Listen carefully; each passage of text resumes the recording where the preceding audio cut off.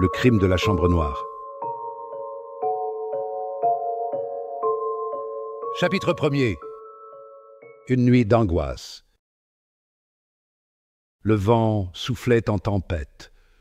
De lourdes images noires roulaient dans le ciel, voilant la blafarde clarté de la lune. Par instants, des bourrasques s'engouffraient dans les hauts arbres du parc, et l'on eût cru entendre des gémissements étouffés, mêlés à des clameurs lointaines.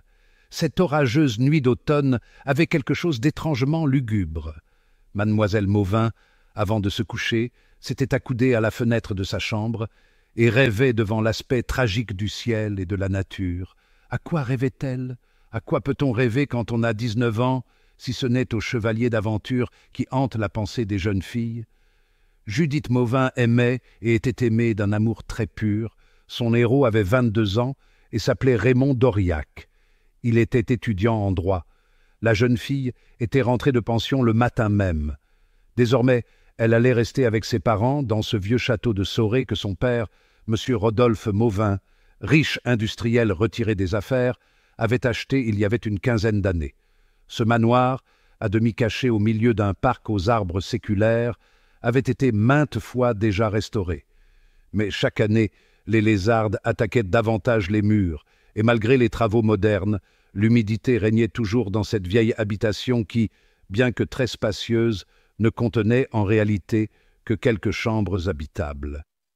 Ainsi semblait-il qu'une loi mystérieuse, qu'un destin inconnu, voulut chasser les nouveaux propriétaires de cet antique domaine qu'avaient habité les seigneurs de Soré, dont la race était éteinte depuis plus d'un siècle. Peu de chambres, disions-nous, étaient habitables. C'est ce qui expliquait la raison pour laquelle mademoiselle Mauvin avait été provisoirement installée dans la pièce où nous la voyons rêvant et qu'on appelait la chambre noire ou la chambre fatale. Pourquoi ces dénominations lugubres? Pour plusieurs raisons. D'abord, cette chambre n'était éclairée que par une unique fenêtre très étroite devant laquelle se dressaient des arbres touffus qui interceptaient la lumière et qui, le jour même, plongeaient la pièce dans une obscurité épaisse.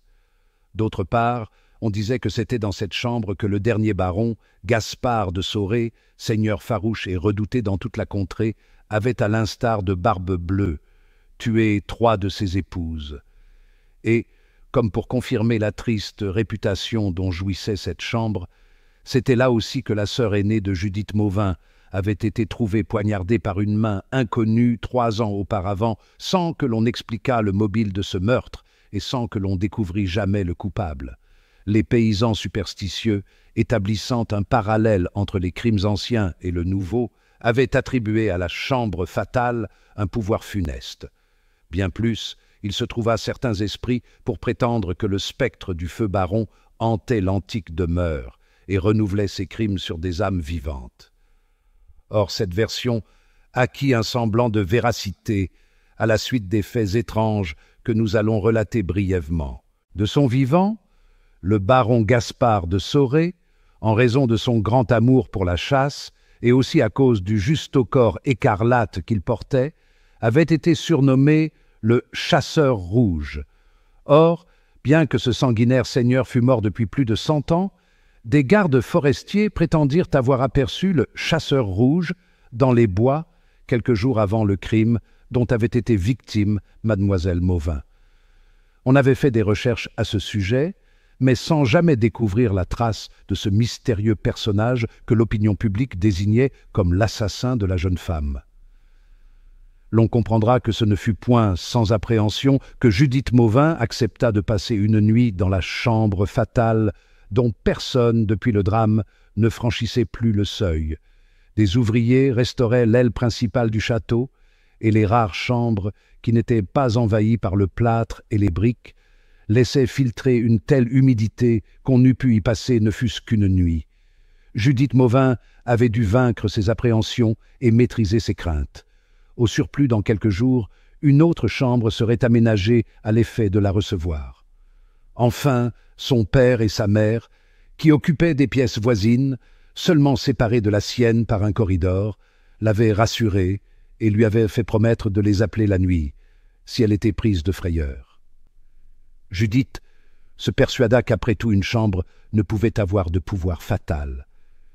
Les légendes relatives aux crimes du seigneur de Sorey ne prouvaient point que les attentats eussent été précisément commis en tel endroit. En ce qui concernait le meurtre dont sa sœur avait été victime, rien n'autorisait d'affirmer que la malheureuse n'eût point été poignardée si elle s'était trouvée dans une autre aile du château. Il n'y avait sans doute dans tous ces faits que des coïncidences sur lesquelles la tradition populaire avait brodé de fantastiques dessins. Voulant donner un cours plus riant à ses pensées, la jeune femme, après avoir visité sa chambre, fermé la porte et ouvert sa fenêtre, avait laissé errer son imagination qui était allée rejoindre l'aimé. Elle avait connu Raymond d'Auriac dans un bal où sa mère l'avait conduite 2 ans auparavant.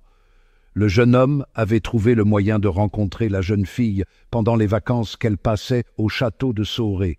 Usant de ruse, il était parvenu à la revoir en diverses circonstances, soit à travers les grilles du couvent, soit dans le bois qui entourait le vieux manoir. Un amoureux n'est jamais à court d'expédients. Et maintenant, Judith faisait des rêves d'avenir. Elle était en âge de se marier. Raymond allait terminer ses études. Rien, semblait-il, ne s'opposerait à leur bonheur. Ainsi chevauchait l'imagination de la jeune fille, tandis que son regard, à travers les branches qui geignaient devant sa fenêtre, contemplait le ciel orageux. Mais, tout à coup, elle fut tirée de ses rêves par un cri perçant et lugubre qui semblait venir du parc et se mêla à la plainte furieuse du vent. Ce cri soudain lancé dans la nuit la surprit et la fit frémir jusqu'à la moelle des os. Elle se ressaisit et pensa « C'est sans doute le ululement de quelque oiseau de nuit, chouette ou corbeau ?»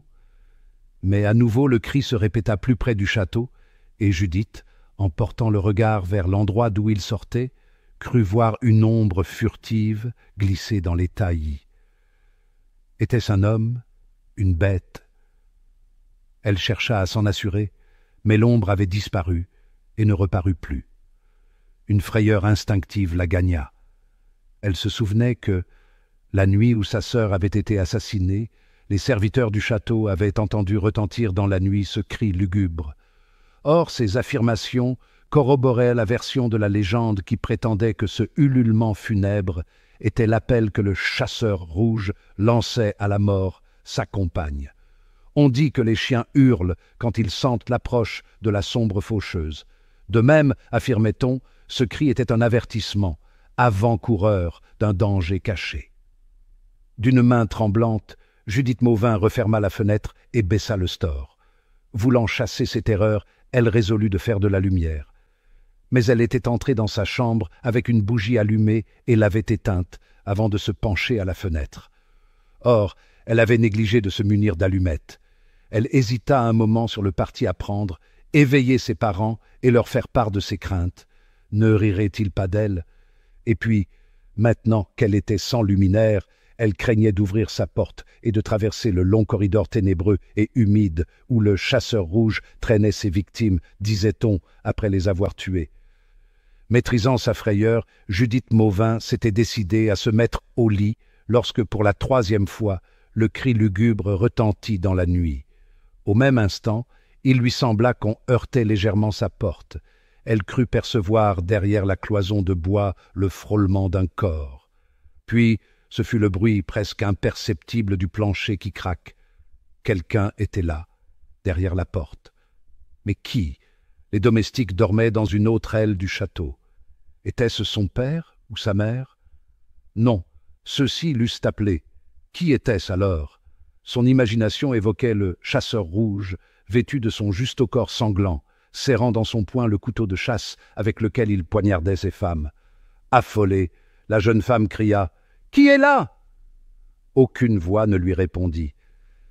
Elle se pencha vers la serrure, dans l'espoir d'apercevoir l'être mystérieux qui se cachait derrière la porte, et soudain, sa terreur grandit encore. Dans le trou de la serrure, elle crut distinguer un œil brillant qui l'observait. « Qui est là ?» répéta-t-elle. « Est-ce vous, mon père ?» Même silence. Plus morte que vive, la jeune femme alla se blottir dans un fauteuil de la chambre. Elle attendit là, claquant des dents, ne sachant quel parti prendre. Il lui suffisait d'ouvrir la porte, de traverser le couloir et d'appeler ses parents. Mais l'être mystérieux qui se cachait là pouvait bondir sur elle et la frapper dans l'ombre. Et puis que verrait-elle? Un vivant ou un spectre? Elle prit le parti d'appeler, de crier très fort dans l'espoir que ses parents l'entendraient. Mais à ce moment, un bruit nouveau lui parvint. Ce bruit venait de la chambre qu'elle occupait. Et soudain, un éclair traversa la chambre et Judith Mauvin vit distinctement une arme blanche, dague ou poignard, s'abattre près d'elle, comme projetée par une main invisible. L'instrument de mort frappa le parquet avec un sourd sifflement, suivi d'un léger tremblement, puis disparut. La jeune femme poussa un cri déchirant, un cri d'appel désespéré, et, chancelante d'émotion, faisant appel à toute sa volonté, elle se dirigea vers la porte. Mais, à nouveau, un éclair brilla. Elle ressentit une violente douteur à l'épaule droite. Le mystérieux poignard l'avait atteinte. Elle tomba, inanimée, sur le parquet. Le lendemain, M. Mauvin, après avoir à plusieurs reprises vainement appelé sa fille, fit ouvrir la porte de la chambre noire par un serrurier. On trouva la jeune femme étendue sur le plancher, dans une mare de sang. Elle portait à l'épaule droite une blessure produite par une arme tranchante. Le commissaire de police, appelé en toute hâte, fit les constatations d'usage. L'attentat se présentait sous un aspect des plus mystérieux. L'arme du crime était introuvable. Pas la moindre trace du meurtrier. La fenêtre était hermétiquement close, aucune vitre n'était brisée, le store était baissé. Au surplus, les barreaux qui la garnissaient n'eussent point permis à un homme de pénétrer dans la chambre. La porte avait été fermée à clé à l'intérieur et la clé était restée dans la serrure. On eût donc pu s'introduire au moyen d'un passe-partout. Les murs étaient épais et l'on acquit la certitude qu'ils ne cachaient pas de passage secret. Enfin, la chambre ne possédait pas, comme dans les contes policiers, de cheminée ayant pu livrer passage à quelqu'un venant du dehors. Dans ces conditions, il était impossible d'expliquer comment on eût pu s'introduire dans cette chambre close et poignarder la jeune fille. Un médecin appelé d'urgence constata que la blessure n'était heureusement pas grave. L'arme, quoique projetée avec violence, n'avait entamé que légèrement l'épaule droite et produit une luxation de la clavicule. Cependant, l'épanchement du sang avait fort affaibli la victime qui ne put fournir que quelques jours après à la police des renseignements sur les tragiques événements que nous venons de raconter. Son récit n'apporta aucun éclaircissement, ni aucune indication permettant de guider les recherches judiciaires. Le mystère le plus profond continua de planer sur cet attentat inexplicable. Chapitre 2. Les plaintes mystérieuses. Raymond d'Auriac, en apprenant la nouvelle de l'attentat dont avait failli être victime sa fiancée, s'empressa d'accourir au château de Sorey. Il trouva Judith Mauvin installée au rez-de-chaussée dans un salon du château. Aussitôt qu'elle avait recouvré l'usage de ses sens, elle avait dit l'horreur que lui inspirait la chambre noire, et elle avait manifesté le désir de n'y plus jamais pénétrer. Monsieur et Madame Mauvin s'étaient empressés de faire aménager hâtivement un salon et d'y disposer un lit, afin que la jeune femme pût recevoir les soins que réclamait son état. Le médecin avait recommandé à la malade le plus grand calme, toute émotion trop intense pouvant lui être funeste, étant donné son état de surexcitation et la fièvre qui ne la quittait pas. Inutile de dire que la jeune femme éprouva une joie très grande à revoir son fiancé. Malgré la défense formelle du médecin qui lui avait enjoint de ne point se fatiguer, elle n'avait pu résister au désir de faire à Raymond d'Auriac le récit du drame mystérieux dont elle avait été la victime. Le jeune homme avait pris le parti de rester au chevet de celle qu'il aimait jusqu'au jour où celle-ci serait complètement rétablie. Il était assisté dans cette tâche par une garde-malade que lui-même avait mandée de la ville voisine et par Madame Mauvin, qui, après avoir souffert de la commotion ressentie lors du drame dont avait failli être victime sa malheureuse enfant, avait repris courage en apprenant que celle-ci était hors de danger. Toutefois, il fut convenu que madame Mauvin, afin d'éviter qu'elle ne succombât à la fatigue que lui occasionnaient durant toute la journée les soins à donner à la malade, ne veillerait celle-ci que durant quelques heures de nuit et serait aidée dans cette tâche par son époux. Il fallait voir ses parents au chevet de leur fille, tremblant au moindre soupir, reprenant courage au moindre sourire pour comprendre toute la grandeur de l'amour familial. Comme on le voit, Judith Mauvin était on ne peut mieux soignée. Raymond d'Auriac passa la première nuit dans la chambre qu'occupait la blessée, ne prenant qu'un peu de repos dans un fauteuil. Cette veillée fut calme. Il n'en fut pas de même de la seconde. Vers 11 heures du soir, alors que Judith Mauvin venait de s'endormir et que Raymond d'Auriac, assis près d'elle, lisait à la lueur d'une lampe, des cris étouffés s'élevèrent soudain. Ils semblaient sortir des murs mêmes du salon. C'était une plainte monotone, lugubre, prolongée, comme un gémissement ininterrompu de malade. Judith Mauvin s'éveilla et regarda son fiancé qui prêtait l'oreille au bruit étrange qui lui parvenait, indistinct. « Ces gémissements vous étonnent ?» lui dit-elle. Il se retourna vers elle. « En effet, dit-il, nous y sommes habitués ici. Vous les avez donc entendus souvent ?»« Très souvent. Voici des années déjà que l'on entend, certaines nuits, ces appels déchirants qui viennent, on ne sait d'où, et semblent filtrer au travers des murs. Mon père suppose que c'est le bruit du vent qui, en s'engouffrant dans des cheminées bizarrement construites, produit ce bruit qui ressemble à des gémissements humains. Les serviteurs du château originaire de la contrée prétendent, eux, que ces plaintes sont poussées par les âmes des malheureux qui furent jetés vivants dans les oubliettes du manoir. D'autres disent que ce sont les mânes des malheureuses épouses du baron Gaspard de Soré qui crient « Vengeance !» Ce sont là des racontards. Des paysans affirment, au surplus, avoir déjà vu errer sur les tours les fantômes des anciennes baronnes. Il est de fait, remarqua d'Auriac, que ces bruits ressemblent étrangement à des voix humaines. C'est vrai, mais nous y sommes habitués ici et n'y attachons plus aucune importance. Ces mêmes bruits ont du reste déjà été entendus autre part. Où donc, mon ami? À un quart de lieue d'ici. Ils sortent parfois d'une espèce de gouffre ténébreux qui s'ouvre dans la montagne boisée et que, en raison de son apparence infernale, on appelle le trou du diable. Tout cela était bien fantastique, et ce trou du diable n'a jamais été exploré. On dit que certains hommes curieux et audacieux descendirent à l'intérieur au moyen de cordes, mais qu'aucun d'eux ne revint. Chaque fois qu'un homme disparaissait de la contrée, on prétendait qu'il avait pris le chemin du trou du diable. Tout cela était bien fait pour entourer de mystère cet endroit déjà si impressionnant et redoutable par lui-même. À ce moment, la jeune fille qui, pour parler à son fiancé, s'était légèrement tournée vers la fenêtre, ouvrit des yeux effarés et poussa un cri d'effroi. d'Auriac s'était dressé. « Qu'avez-vous donc, ma chère Judith ?» demanda-t-il. Mais la jeune fille, étouffée par une terreur subite, se taisait, et tandis que ses yeux reflétaient l'effroi le plus intense, sa main indiquait la fenêtre, dont le store à demi baissé laissait entrevoir l'ombre épaisse de la nuit, où les arbres du parc apparaissaient vaguement comme des silhouettes contorsionnées. d'Auriac se tourna vers l'endroit indiqué et crut voir une ombre furtive passer derrière les vitres et disparaître aussitôt. « Là, là !» dit enfin la jeune fille. « L'ombre, la sorcière !»« La sorcière. Oui, n'avez-vous pas vu? J'ai cru en effet apercevoir une forme humaine. Elle a disparu maintenant.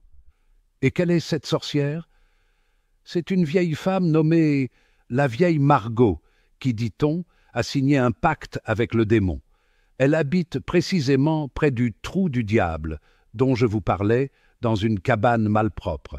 Elle vit solitaire. On l'a dit méchante et sournoise, et tout le monde la craint. Elle est un sujet de répulsion pour tous les paysans. Aussi, vous comprenez ma stupeur, lorsque je l'ai vue coller son affreux visage aux vitres de la fenêtre et plonger son regard noir et brûlant dans cette chambre. Que nous veut-elle? Pourquoi est-elle dans le parc du château? Je l'ignore. À ce moment, un chien aboyait furieusement, furieusement.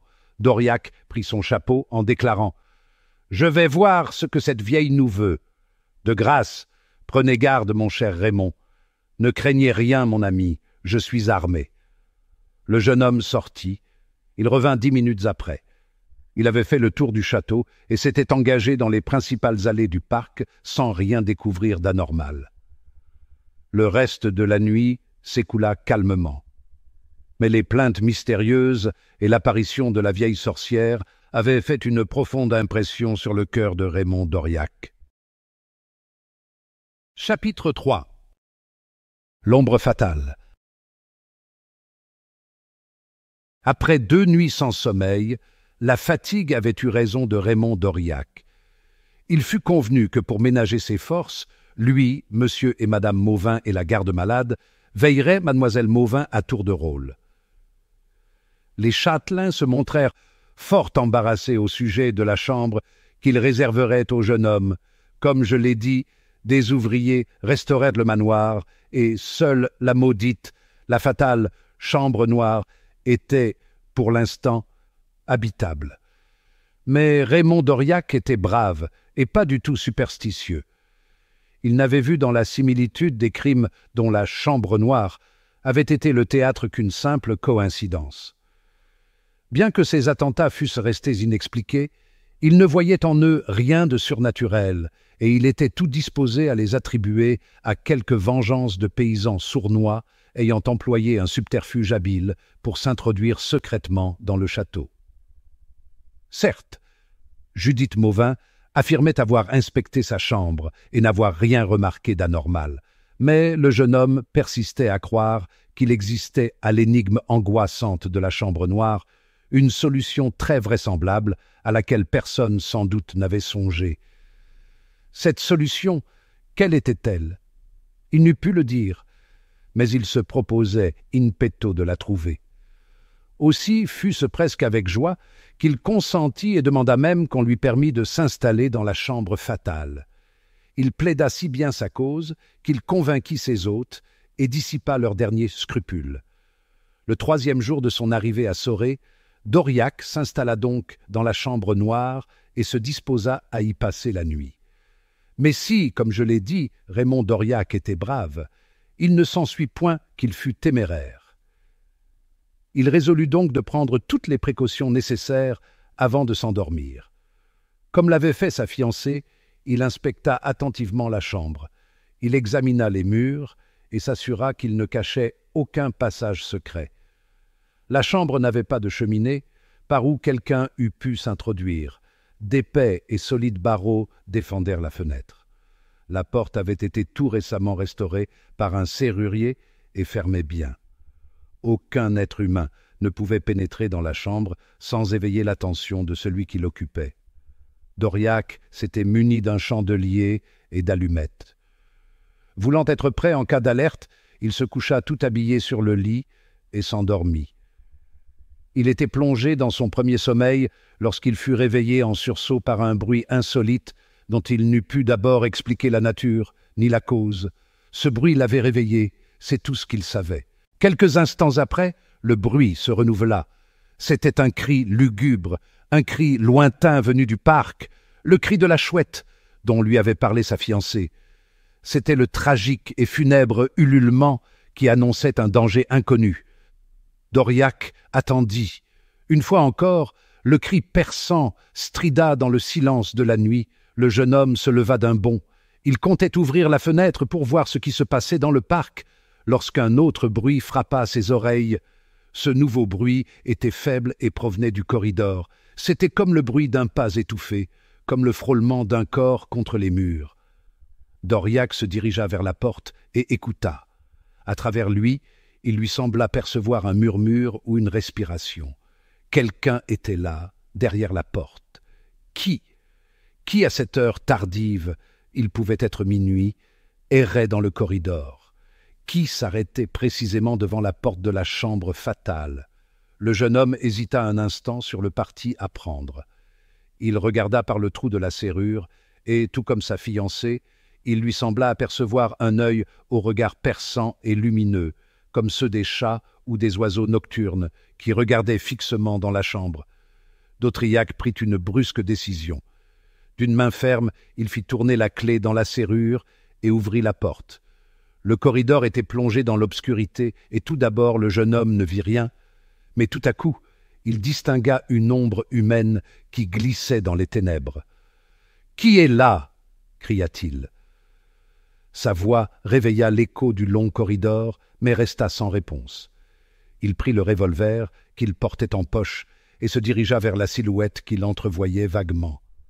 Soudain, l'ombre passa furtivement devant l'unique fenêtre qui éclairait le corridor et par laquelle jaillissait un réseau de clarté lunaire. Doriac eut un mouvement de recul instinctif. L'ombre était comme enveloppée dans un sombre suaire. Mais le jeune homme se ressaisit aussitôt et continua sa marche vers l'être mystérieux, être humain ou fantôme, qui hantait la solitude du corridor. Soudain, un souffle de vent, venu il ne savait d'où, lui effleura le visage. Au même instant, l'ombre disparut. Doriac atteignit l'extrémité du corridor sans rencontrer personne.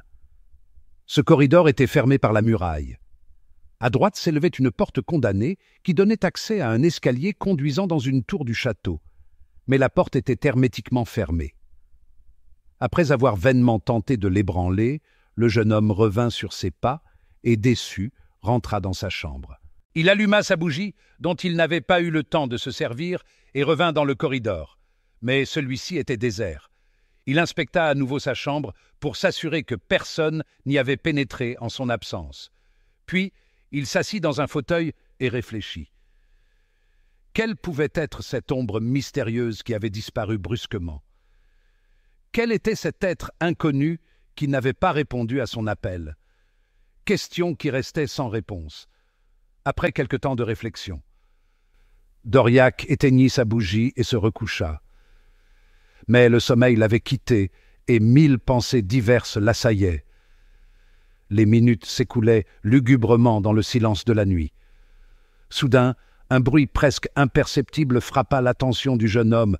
Un instant après, un sifflement retentit dans la chambre et une chose invisible s'abattit sur le lit. D'un bond, Doriac se leva. Il alluma à nouveau sa bougie et examina la chambre. Rien d'insolite ne semblait s'y être passé. Il chercha sur le lit l'objet qui s'y était abattu et ne vit rien. Le mystère qui planait dans la chambre fatale restait impénétrable. Quel était ce bruit? Où était l'objet mystérieux qu'il avait entendu tomber près de lui? Doriac désespérait de trouver jamais la solution cherchée, lorsque, en regardant distraitement le lit, il s'aperçut que les draps blancs étaient déchirés à une certaine place, comme si une arme les avait transpercés. Or, cette déchirure n'existait pas avant qu'il ne se couchât. Il se souvenait très bien avoir replié les draps à cet endroit même. Une arme avait donc été plongée dans le lit par une main invisible, et cette arme avait disparu. D'où était-elle venue? En proie à la plus intense perplexité, Doriac leva les yeux. Presque instinctivement, son regard fut attiré vers une tache noire qu'il distingua dans une mouture du plafond et qu'il n'avait pas remarquée auparavant.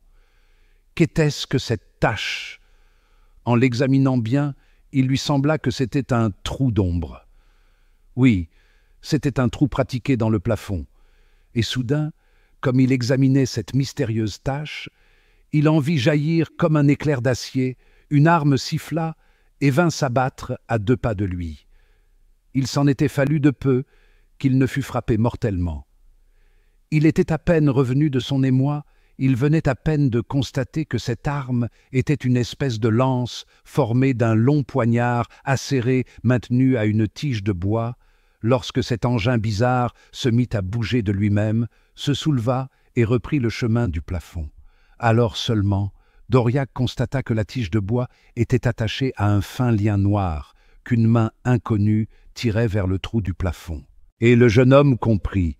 L'assassin était à l'étage supérieur, par une ouverture pratiquée dans le plancher et cachée dans les moulures du plafond de la chambre fatale, il projetait ce javelot d'un nouveau genre sur la victime qui dormait paisiblement dans le lit. Son crime accompli, il retirait l'arme au moyen du fil attaché à la tige de bois, et il ne laissait ainsi aucune trace de son crime.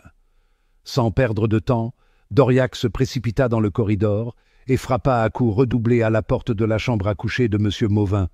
Quelques minutes après, celui-ci apparaissait à demi éveillé.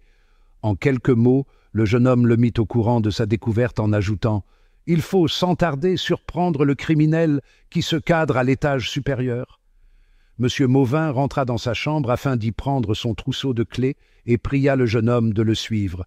La pièce située au-dessus de la chambre que vous occupez est une ancienne bibliothèque des barons de Soré. On y a accès par l'escalier de la tourelle, et M. Mauvin ouvrit la mystérieuse porte condamnée située au fond du couloir, et que Doriac avait vainement essayé d'ébranler quelque temps auparavant. Les deux hommes s'engagèrent dans un escalier en spirale et arrivèrent ainsi dans une immense pièce. « Voici, dit M. Mauvin, la salle de la bibliothèque. C'est ici que le père du dernier baron de Soré passa, dit-on, sa vie dans l'étude de l'alchimie. Le malheureux recherchait, comme tant d'autres fous, la pierre philosophale. On prétend qu'il mourut à la tâche dans cette salle même. Doriac avait parcouru la pièce du regard. Elle était déserte.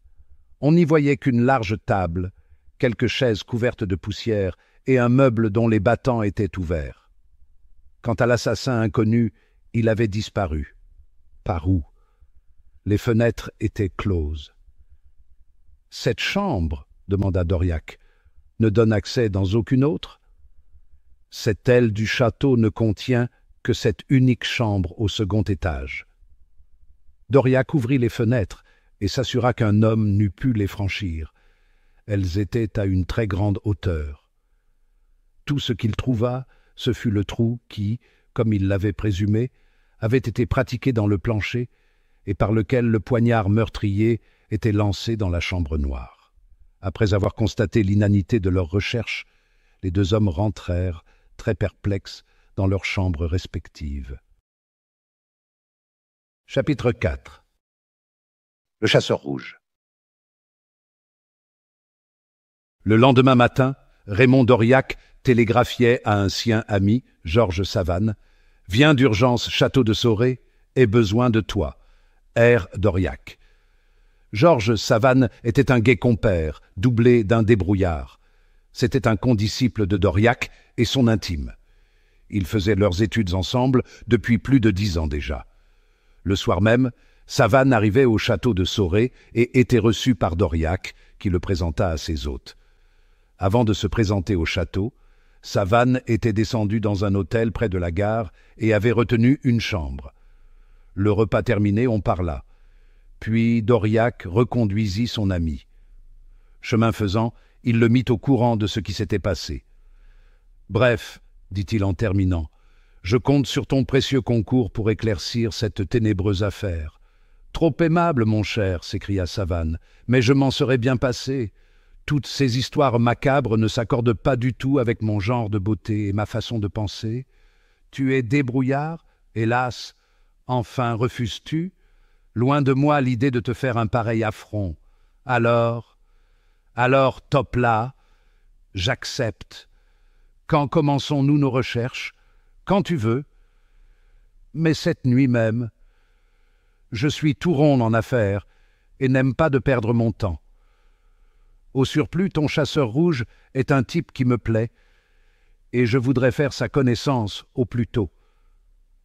Je te laisse ta sorcière. Elle te convient et te va comme un gant. Merci. De rien. Nous commencerons donc ce soir. Quel plan adopterons-nous? Il est bien simple. Nous allons nous cacher dans le parc, et dès que le délicieux cri de la chouette aura retenti, nous ouvrirons l'œil. Et le bon. Tu vas rentrer au château et tu en sortiras incognito, afin qu'aucun membre de la domesticité ne s'aperçoive de ton départ. C'est plus adroit.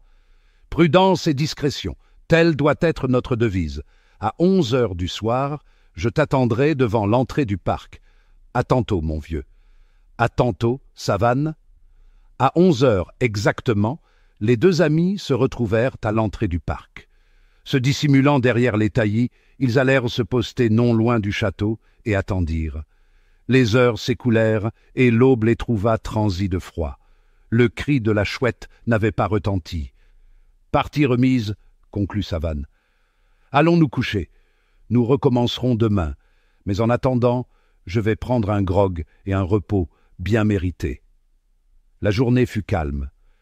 L'état de Judith Mauvin continuait de s'améliorer rapidement.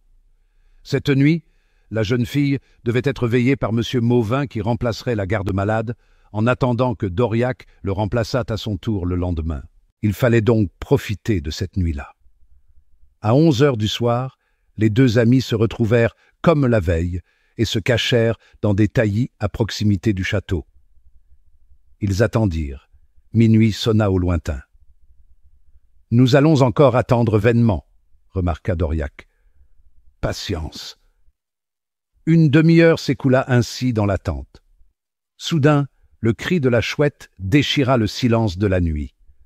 Les deux amis frémirent, Doriac d'émotion, Savane de joie. Qu'allait-il se passer? Une seconde fois, le cri de la chouette retentit, mais les deux hommes ne voyaient rien. Devant eux s'ouvraient plusieurs allées éclairées par la lune, mais elles restaient désertes. « Serait-ce le cri d'une véritable chouette ?» murmura Doriac. « Qui sait? Mais chut !» Le cri retentit une troisième fois si près d'eux que Doriac tourna la tête, croyant que l'oiseau nocturne était près de lui. Au même moment, une ombre silencieuse passa à 2 pas des jeunes gens. Elle avançait lentement, dissimulée dans l'obscurité projetée par les arbres et les taillis, derrière lesquels les observateurs s'étaient dissimulés. Savane avança prudemment la tête.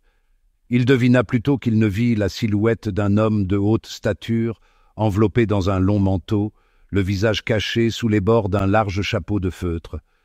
L'inconnu s'arrêta au coin d'une allée, puis une autre ombre parut et vint à lui. Cette fois, c'était une silhouette féminine. Les deux mystérieux personnages se parlèrent ainsi à voix basse pendant près de 10 minutes. Puis, ils s'avancèrent dans l'allée, vers l'endroit où étaient dissimulés nos deux amis. Ceux-ci étaient tout yeux et toute oreille. L'inconnu avait entr'ouvert son manteau qui laissait entrevoir un veston ou un juste-au-corps d'un rouge foncé. Le visage était plongé dans l'ombre, mais on distinguait une barbe très noire et des yeux brillants. « Le chasseur rouge !» murmura Savane. « Et la sorcière, sans doute !» ajouta Doriac. La femme portait un manteau sombre, et sur la tête une espèce de mante qui cachait ses traits. Les deux inconnus passèrent. Doriac et Savane saisirent quelques mots de leur conversation. « Et il n'a rien dit ?» demandait le chasseur rouge. « Rien, » répondait la femme. « Il faudra agir. »« Oui, il faut qu'ils meurent tous deux. Nous aviserons. »« As-tu vu ?»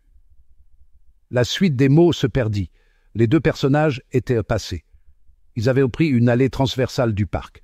Doriac et Savane rampèrent dans les taillis pour les suivre. Mais malgré toutes leurs recherches, ils ne parvinrent pas à les retrouver. 2 heures après, ils se quittèrent. Chapitre 5. La sorcière du trou du diable. La nuit suivante, Raymond Doriac veilla sa fiancée. Puis il reprit son poste d'observation avec Georges Savane. Mais le chasseur rouge ne reparut plus. Entre-temps, Savane venait le jour au château. Il y était reçu avec joie par les hôtes que sa bonne humeur et sa verve intarissable avaient charmé. Il avait, semblait-il, apporté avec lui, dans le sombre et triste manoir, la gaieté et la lumière. Doriac prenait chaque jour quelques heures de repos dans la chambre noire. Mais là aussi le calme régnait et aucun événement nouveau ne s'était produit. Cependant, le jeune homme ne dormait jamais que d'un œil dans cette pièce fatale où un danger inconnu était incessamment suspendu sur sa tête, comme l'épée de Damoclès. La comparaison ici s'imposait. Savane avait rappelé à son ami les mystérieuses paroles prononcées par le chasseur rouge et sa compagne. « Il faut qu'ils meurent tous les deux, et nous aviserons. » Quels étaient donc ces deux êtres qui devaient mourir? Quelles étaient les deux têtes qui étaient menacées par des ennemis dont on ignorait le nom et la figure? Les volontés les mieux trempées, les cœurs les plus braves se sentent faiblir devant un danger occulte, dont ils ignorent la nature. Combattre un ennemi qui se montre au grand jour stimule l'énergie, mais comment se prémunir contre un adversaire qu'on ne connaît pas, qui se dissimule dans l'ombre et qui choisira pour frapper l'heure et l'arme qu'il jugera les meilleures? Songez que le verre qu'on porte à ses lèvres contient peut-être un poison, que la fleur dont on aspire le parfum peut vous donner la mort, qu'un coup de fusil tiré la nuit d'un taillis va vous abattre, qu'une arme tranchante va jaillir d'un mur, d'un plafond ou d'un plancher au moment où l'on se repose. Et ne pas savoir qui lance l'arme, qui prépare le poison, qui tire. L'ennemi. Où est l'ennemi? Qui est l'ennemi? Tel était le problème qui se posait à l'esprit de D'Aurillac. Car le jeune homme ne se le dissimulait pas. Si deux personnes étaient menacées, l'une d'elles était certainement sa fiancée, Judith Mauvin. L'autre, lui, peu importait. Mais à la seule idée que celle qu'il aimait était en danger de mort, la fièvre le gagnait. Une rage sourde et impuissante s'emparait de lui, et, ne voyant l'ennemi nulle part, il voyait des ennemis partout. Oui, il voyait des ennemis dans les domestiques du château, gens très recommandables pourtant, nés dans la contrée, connus de tous et attachés au service de M. Mauvin depuis de nombreuses années, dans le médecin qui soignait Judith, un brave docteur de campagne, dans la garde-malade qu'il avait lui-même recommandée, dans le facteur postal qui apportait la correspondance le matin, dans le paysan qui passait devant l'entrée du parc. Pour un peu, il se serait méfié de son ami et des parents de sa fiancée. L'idée fixe du danger imminent et caché le hantait à tel point que toutes les personnes qui l'approchaient et celles qui ne l'approchaient pas lui étaient également suspectes. Et plus l'état de mademoiselle Mauvin s'améliorait, plus les craintes du jeune homme grandissaient. La jeune fille passait maintenant ses journées dans une chaise longue. La joie se mêlait à l'anxiété dans le cœur du jeune amoureux. Le chasseur rouge n'avait plus reparu. La sorcière n'était plus venue coller aux vitres illuminées de la chambre son visage blafard et grimaçant. Les plaintes mystérieuses ne s'étaient plus fait entendre dans le silence de la nuit. Eh bien, c'était ce calme qui effrayait le plus le jeune homme. Cette paix apparente lui semblait un présage de mauvais augure, et comme l'accalmie passagère qui précède un déchaînement formidable de l'orage. « Nous devrions aller voir la sorcière », dit un jour D'Aurillac à son ami. « Si ça t'amuse, ça ne te va guère? Pourquoi pas? Si elle est aussi jolie que tu le dis, ce sera un rude réjouissement pour mes yeux candides et embarrassés. Allons-y donc, mon vieux. La vie est monotone au milieu des gens graves qui nous entourent. Allons voir cet augure qui, comme ceux de l'Antiquité, ne pourra sans doute me voir sans pouffer de rire. » Et nos deux amis s'en furent trouver la sorcière connue dans le pays sous le nom de la vieille Margot. Certes, elle habitait bien au milieu d'un site comme pouvait en rêver une sorcière. C'était non loin du fameux et fantastique trou du diable de ce gouffre ténébreux dont avait parlé Judith Mauvin. Sa cabane était perdue sous les arbres touffus, derrière les ronces. D'Aurillac et Savane arrivèrent devant le seuil recouvert de détritus de toute espèce. Ils frappèrent à la porte. Un jeune homme, à qui l'on eût pu attribuer un âge précis, couvert de haillons sordides, à la mine hébétée, aux yeux stupides, leur ouvrit. « Ta mère est-elle là ?» demanda Savane. L'enfant eut un rire idiot. « Ma mère, elle danse sur son dada, dit-il. Elle fait « Ah, ah !»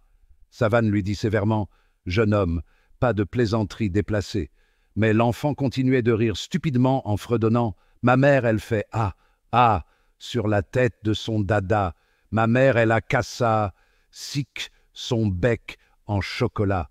C'est un idiot, dit Savane, et il frappa à la porte. Sur le seuil parut une vieille femme au nez crochu, au menton en galoche, couverte de haillons tels qu'on représente les sorcières. Si elle n'était pas sorcière, pensa Savane, que pourrait-elle être? Et il s'adressa à la vieille. Madame Margot demanda-t-il. Oui, messieurs, répondit la vieille, en regardant les jeunes gens d'un air méfiant et mauvais. Nous venons vous consulter, reprit Savane. Entrez. Les deux amis pénétrèrent dans une chambre sordide d'où sortaient d'infectes émanations. Savane s'assit sur un siège boiteux, D'Aurillac l'imita. Que voulez-vous connaître? Demanda la vieille. Nous désirons connaître l'avenir, répondit Doriac. Sans mot dire, la vieille s'assit à sa table, sur laquelle elle disposa des cartes qu'elle tira d'une de ses poches. Elle commença en s'adressant à Doriac. « Vous aimez une femme blonde, très jolie, qui a été blessée? Elle habite un château. La mort vous a menacés tous deux. Elle vous menace encore. Vous ferez fortune. Une femme noire vous veut du mal. Vous en triompherez. Un ami dévoué vous aide. Vous triompherez. Mais beaucoup de surprises vous attendent. » Savane éclata de rire. « C'est toujours le même refrain, dit-il. Il ne faut pas être devin pour trouver ça. La femme noire est dans tous les horoscopes. On fait toujours fortune. Des dangers nous menacent tous. Et quel est l'être qui n'attende pas des surprises? » La vieille sorcière tourna vers lui son regard méchant. « Venez-vous ici pour connaître votre avenir ?» dit-elle d'un air mauvais. Savane soutint le regard ardent qu'elle dardait sur lui et répliqua. « Non, je viens ici dire le vôtre. Le voici. La mort vous menace. Un homme noir vous en veut. C'est un homme dans mon genre. Regardez-moi bien. Au surplus, je vous donne un conseil. Si vous vous avisez encore de pénétrer dans le parc du château de Soré la nuit, vous y terminerez vos jours. Et, diablesse !» La vieille haussa les épaules sans mot dire. Savane continua. « Si vous connaissiez si bien le passé et l'avenir, vous sauriez que nous vous avons vu en compagnie du chasseur rouge. » À ces mots, la vieille parut perdre toute contenance et s'exclama. « Le chasseur rouge! Et vous dites que vous avez vu le chasseur rouge? Il est donc revenu dans le pays? » ?»« Certes. Alors de grands malheurs menacent les châtelains de Soré. »« Ah, mon Dieu !» Il sembla un instant que la sorcière se sentait mal et qu'elle allait faiblir. Un tremblement convulsif la saisit et un sentiment d'effroi et de peur sembla s'emparer d'elle, puis peu à peu elle recouvra son calme. « Vous connaissez le chasseur rouge depuis longtemps ?» demanda Savane, soudain impressionné. « Je le connais comme tous les habitants du pays, pour l'avoir rencontré la nuit et pour en avoir entendu parler. »« Que savez-vous ?»« Je ne sais rien d'autre. »« Et pourquoi prévoyez-vous que de grands malheurs menacent les châtelains de Soré ?» La vieille parut hésiter un instant et répondit. « Ce n'est là un mystère pour personne. Le chasseur rouge est l'âme du dernier baron de Soré revenu sur terre. Cet homme veut reprendre le domaine de ses pères. Il tuera l'un après l'autre les châtelains actuels. Légende que tout cela! Vous ne me croyez pas? Vous verrez, vous verrez. 2 jeunes filles n'ont-elles pas été frappées déjà? L'une d'elles n'est-elle pas morte? Et vous aiderez le chasseur rouge? » La vieille secoua énergiquement la tête. « Jamais, » répondit-elle. « Pourquoi donc lui donnez-vous rendez-vous la nuit, dans le parc de Soré? » « Jamais je n'ai donné rendez-vous dans le château de Soré, je vous le jure. » Un éclair de vérité si intense passa dans les yeux de la vieille Margot, un de ces éclairs dans lesquels l'âme apparaît comme illuminée subitement dans le miroir des yeux, que Savane lui-même eut l'impression que la sorcière ne mentait pas. Le jeune homme la questionna quelque temps encore, mais il ne put rien savoir davantage.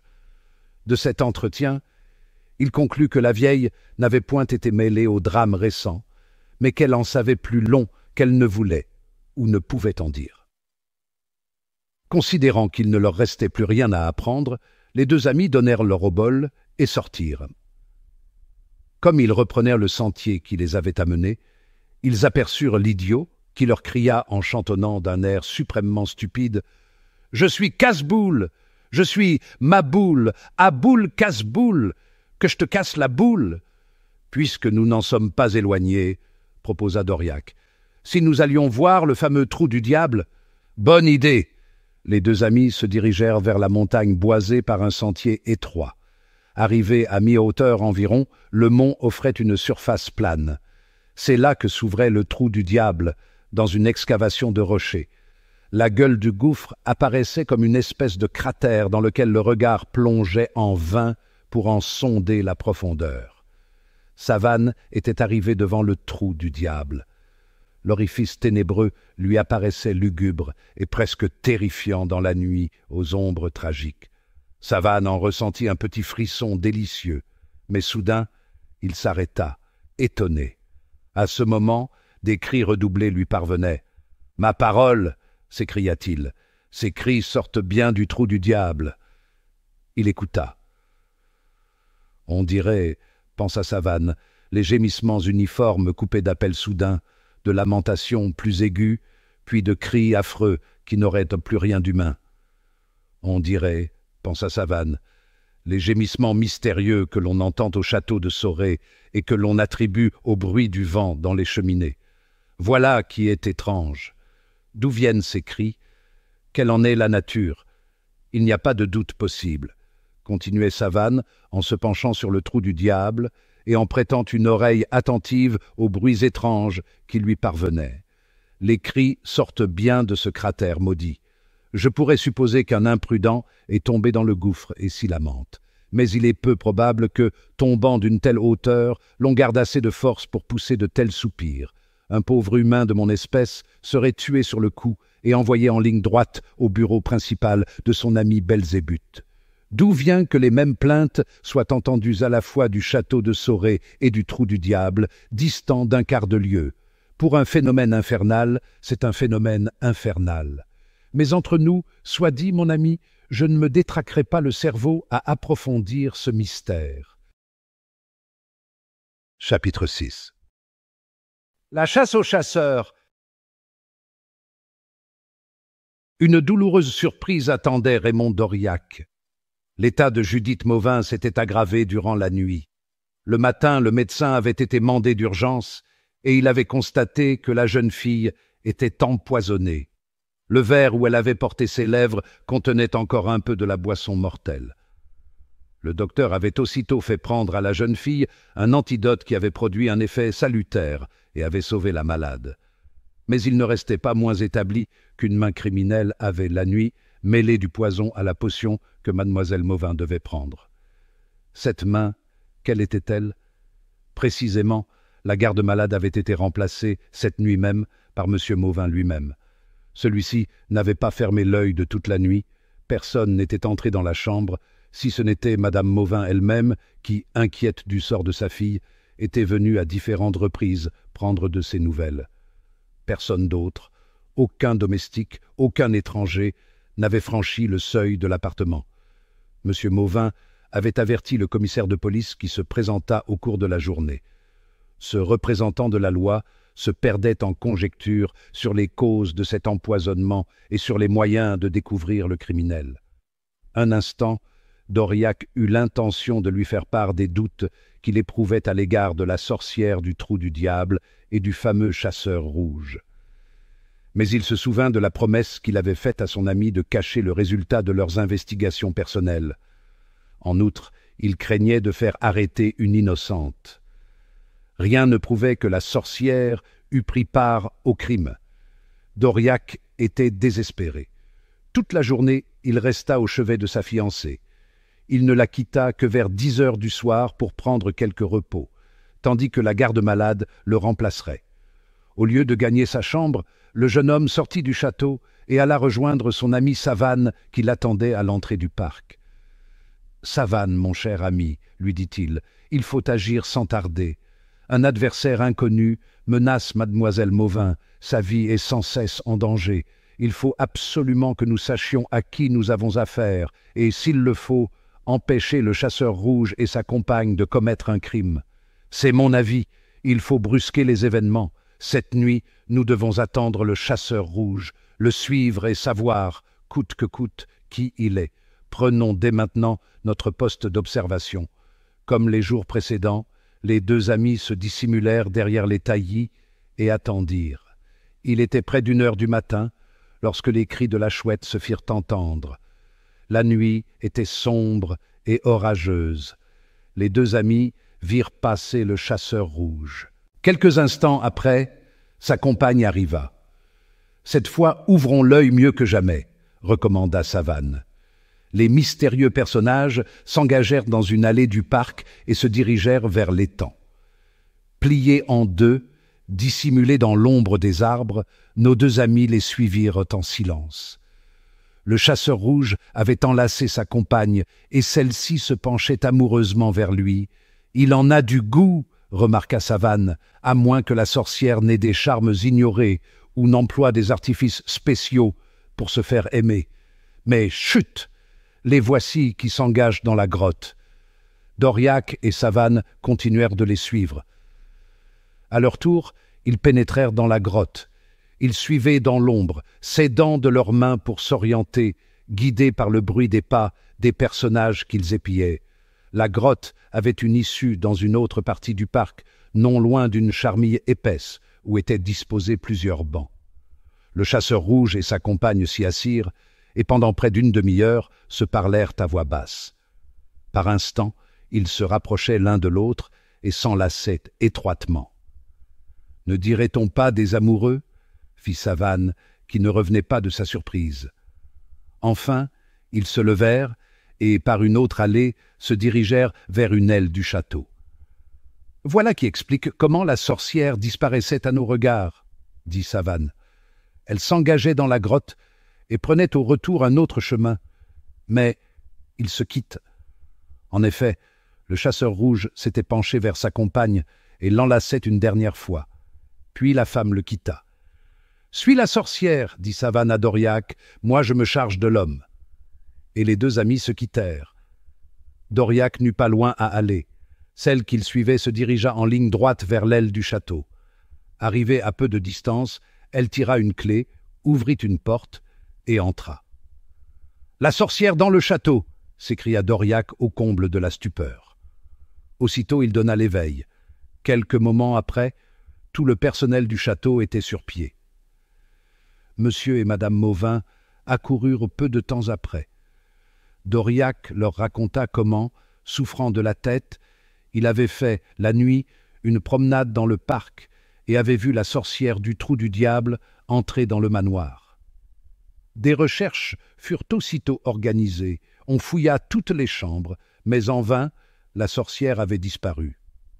Doriac se rendit ensuite auprès de sa fiancée et il la veilla, en compagnie de la garde-malade, jusqu'au matin. Quant à Savane, il avait continué de suivre le chasseur rouge. Celui-ci, après avoir pris des chemins de traverse, s'était engagé en pleine forêt. Savane ne le perdait pas de vue. Enfin, après plus d'une heure de marche, le chasseur rouge s'arrêta devant une ferme perdue en pleine campagne. Savane le vit s'arrêter devant l'entrée. Il hésitait sur le parti à prendre, lorsque soudain un sifflement strident retentit dans le silence de la nuit. Au même instant, deux ombres bondirent sur lui, et il se sentit terrassé, paralysé dans ses mouvements. Le chasseur rouge s'était retourné. Les deux hommes qui avaient bondi sur Savane et lui avaient emprisonné les poignets au moyen de lanières se dirigèrent vers lui avec leurs prisonniers.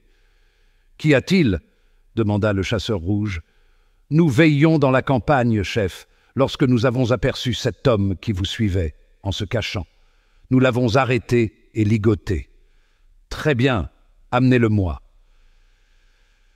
Savane fut conduit dans une chambre du rez-de-chaussée. Un des hommes qui l'accompagnait alluma une lampe déposée sur une table. Une salle richement meublée apparut dans la lumière. Savane put contempler le chasseur rouge. C'était un homme de haute stature, bien découplé, au visage noble et fier. « Il est infiniment plus beau que la sorcière, sa compagne, » pensa Savane. L'inconnu s'était tourné vers lui et l'observait. « Ah, ah !» dit-il enfin, « je vous reconnais. Vous êtes l'ami du fiancé de mademoiselle Mauvin. Je comprends. Vous aussi vous voulez vous interposer entre monsieur Mauvin et moi. Si vous me connaissiez, jeune homme, vous sauriez que ma vengeance ne connaît pas d'obstacle. Vous croyez être du côté du droit et de la justice. Vous vous trompez peut-être. Eh bien, puisque vous avez voulu me connaître, vous saurez ce que je voudrais bien vous dire. Sachez donc, jeune homme, que monsieur Mauvin, qui vit ici respecté en grand seigneur, m'accusa un jour injustement et me fit condamner aux travaux forcés à perpétuité. Ma liberté sacrifiée, c'était peu de chose encore, mais mon épouse morte de chagrin, mon fils abandonné et perdu, voilà le fruit de cet acte ignoble. Ce sont là des crimes qui ne s'expient que dans le sang. J'ai frappé M. Mauvin dans les êtres qui lui sont chers. Quand il aura souffert ce que j'ai souffert, alors j'apparaîtrai devant lui en justicier. Mais, objecta Savane, puisque la justice est de votre côté, je ne vous demande pas votre avis. Je vous l'ai dit, la justice est parfois trompée par les criminels, et ceux-ci se font un bouclier et une arme des lois humaines. Le chasseur rouge parut se plonger dans de sombres réflexions. Un pli amer crispait ses lèvres, un éclair d'acier brillait dans ses yeux. Il continua comme se parlant à lui-même. Ce sont là d'effroyables souvenirs que je viens de remuer. Où est ce temps béni où je vivais, heureux et respecté, près d'une épouse qui m'aimait et que j'adorais, près d'un petit ange blond que nous étions deux à idolâtrer? Et puisque vous êtes là, monsieur, écoutez-moi. Monsieur Mauvin était, vous le savez, un grand industriel. Il avait un associé plus puissant que lui encore. J'étais ingénieur. Je dirigeais leur usine qui était l'une des plus grandes du pays. D'après le contrat que M. Mauvin avait signé avec son associé, si l'un d'eux mourait, le survivant restait seul propriétaire des droits communs. Or les affaires étaient brillantes. L'usine avait acquis une importance qui dépassait toutes les espérances. M. Mauvin avait intérêt à rester seul propriétaire.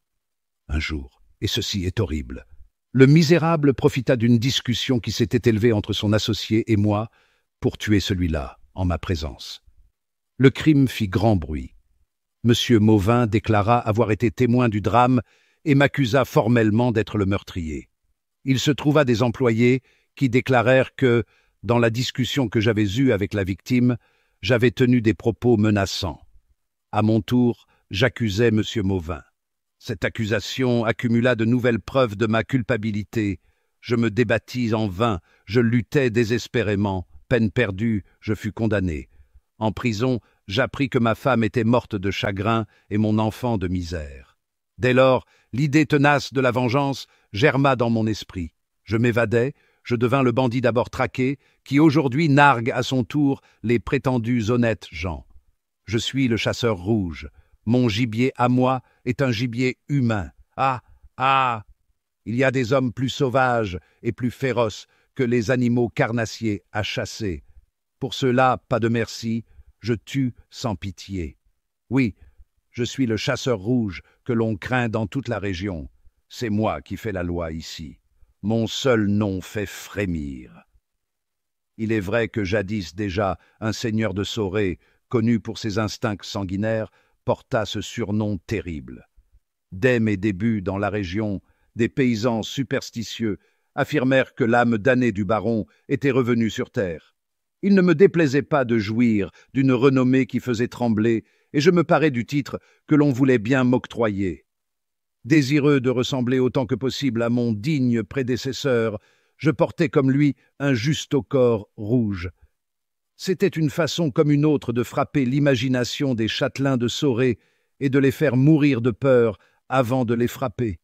Le bandit avait redressé sa haute stature, une flamme d'orgueil qui semblait défier le ciel même brillait dans sa prunelle perçante. Il ajouta d'une voix acerbe, « Et voilà, jeune homme étourdi qui, en voulant trop connaître, vous êtes jeté dans les griffes du lion. Voilà qui est le chasseur rouge. Vous avez voulu percer le mystère qui m'entourait. Vous êtes satisfait, mais vous n'ignorez pas qu'il est des secrets qui tuent. Le mien est de cela. Il y a des jours où la douleur et la haine m'étouffent et débordent de moi-même. Ces jours-là, j'épanche ma douleur. Je donne libre cours à ma haine, mon secret m'échappe et je parle.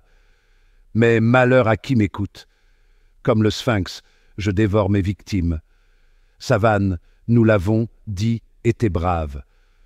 Sous le regard perçant du bandit, il ne broncha pas, il ne frémit pas.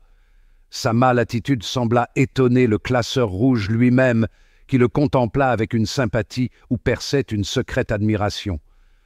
Voilà un homme, semblait-il se dire en lui-même. Savane dit enfin, « Vos secrets vous appartiennent.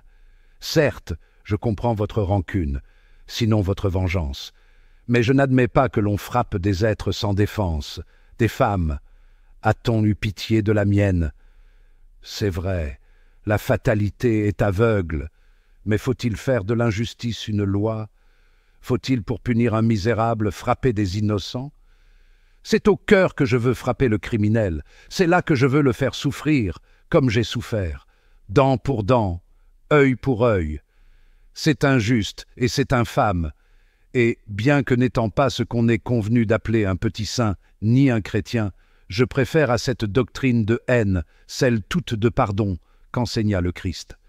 Au surplus, la vengeance comme la justice est un glaive à deux tranchants, elle blesse celui qui frappe. Un jour viendra où quelqu'un se dressera sur votre chemin et vous demandera raison de vos crimes. La loi même ne peut rien contre moi. En outre, ce n'est point moi qui frappe.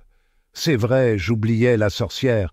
Le chasseur rouge regarda Savane avec un étonnement non dissimulé et ne parut point comprendre, mais il ne releva point les paroles du jeune homme et coupa d'une voix autoritaire « Trêve de paroles, jeune homme.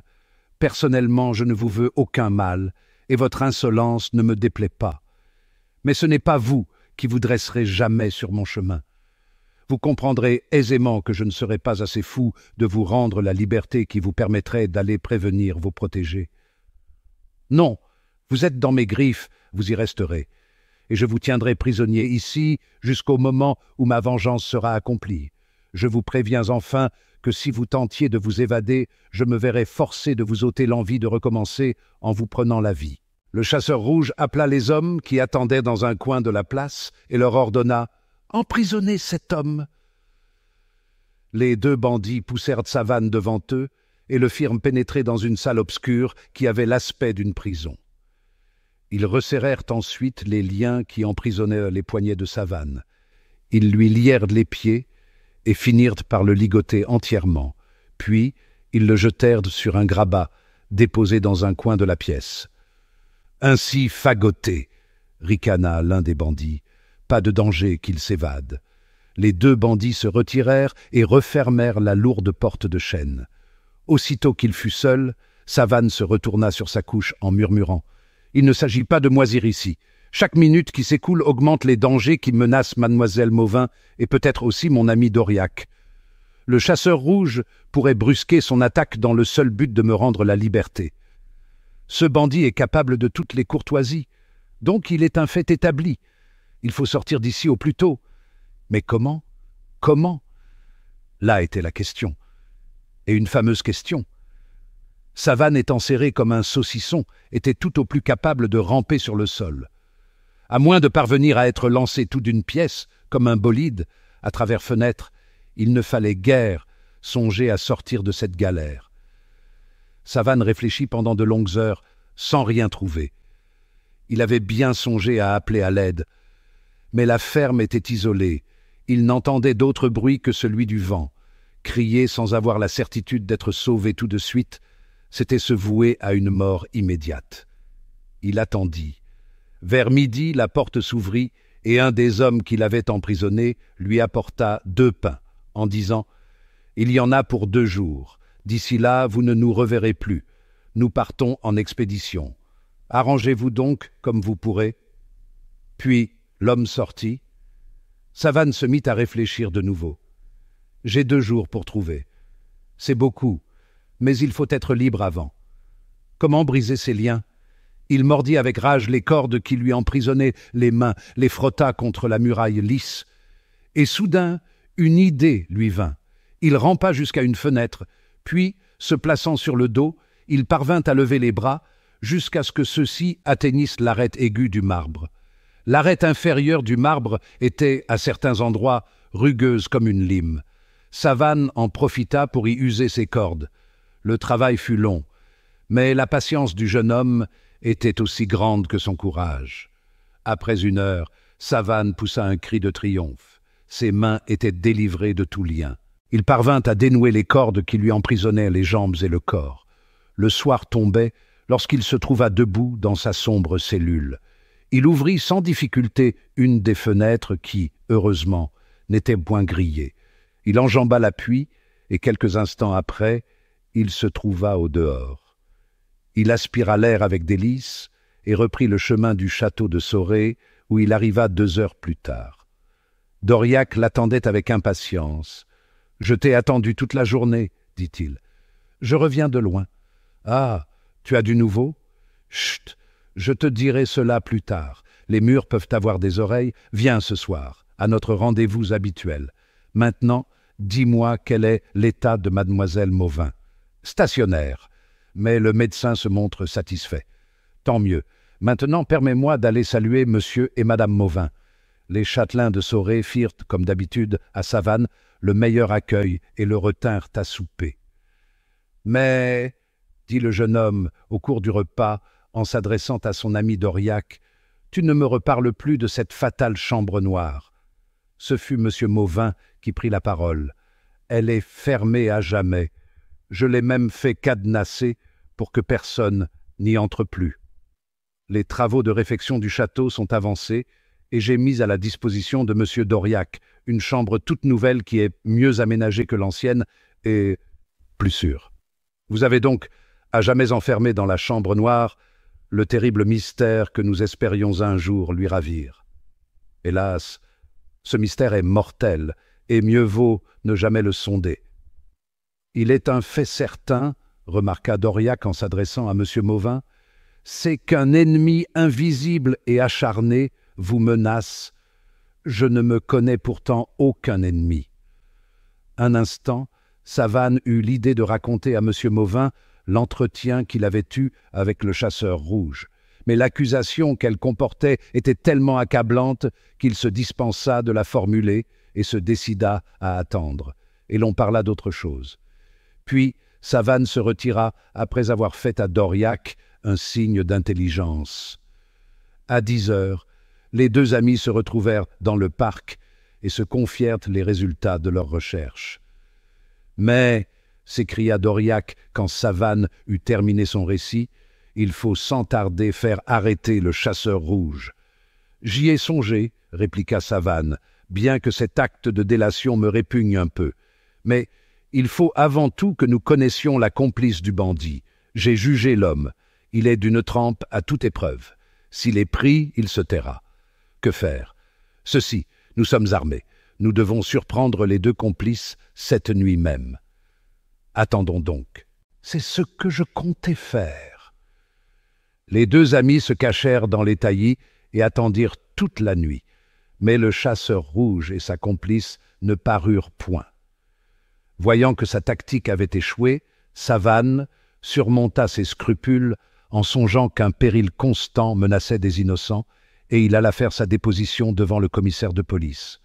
Quelques heures après la ferme où Savane avait été enfermé, fut cerné par les policiers qui y établirent une souricière. Personne ne se présenta de toute la journée, mais le soir, les agents cadrés autour de l'habitation virent arriver un homme de haute stature, portant sous un large manteau un justaucorps d'un drap rouge foncé. C'était le chasseur rouge.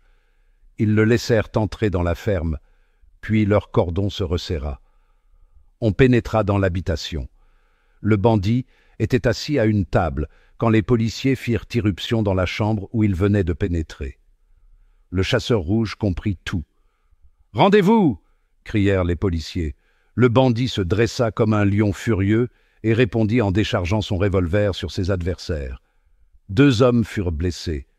10 policiers accoururent à l'aide. Le chasseur rouge s'était retranché dans sa chambre.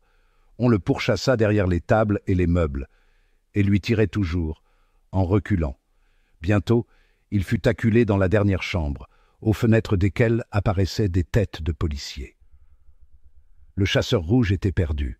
Il lui était impossible d'échapper aux griffes qui le menaçaient. Il était assailli de toutes parts. Sans doute lui-même se sentit-il perdu, car il essaya un moyen de fuite désespéré. Ayant poussé un véritable rugissement de rage, il ouvrit une des fenêtres de la chambre et bondit au dehors. 10 mains s'avancèrent vers lui pour le saisir.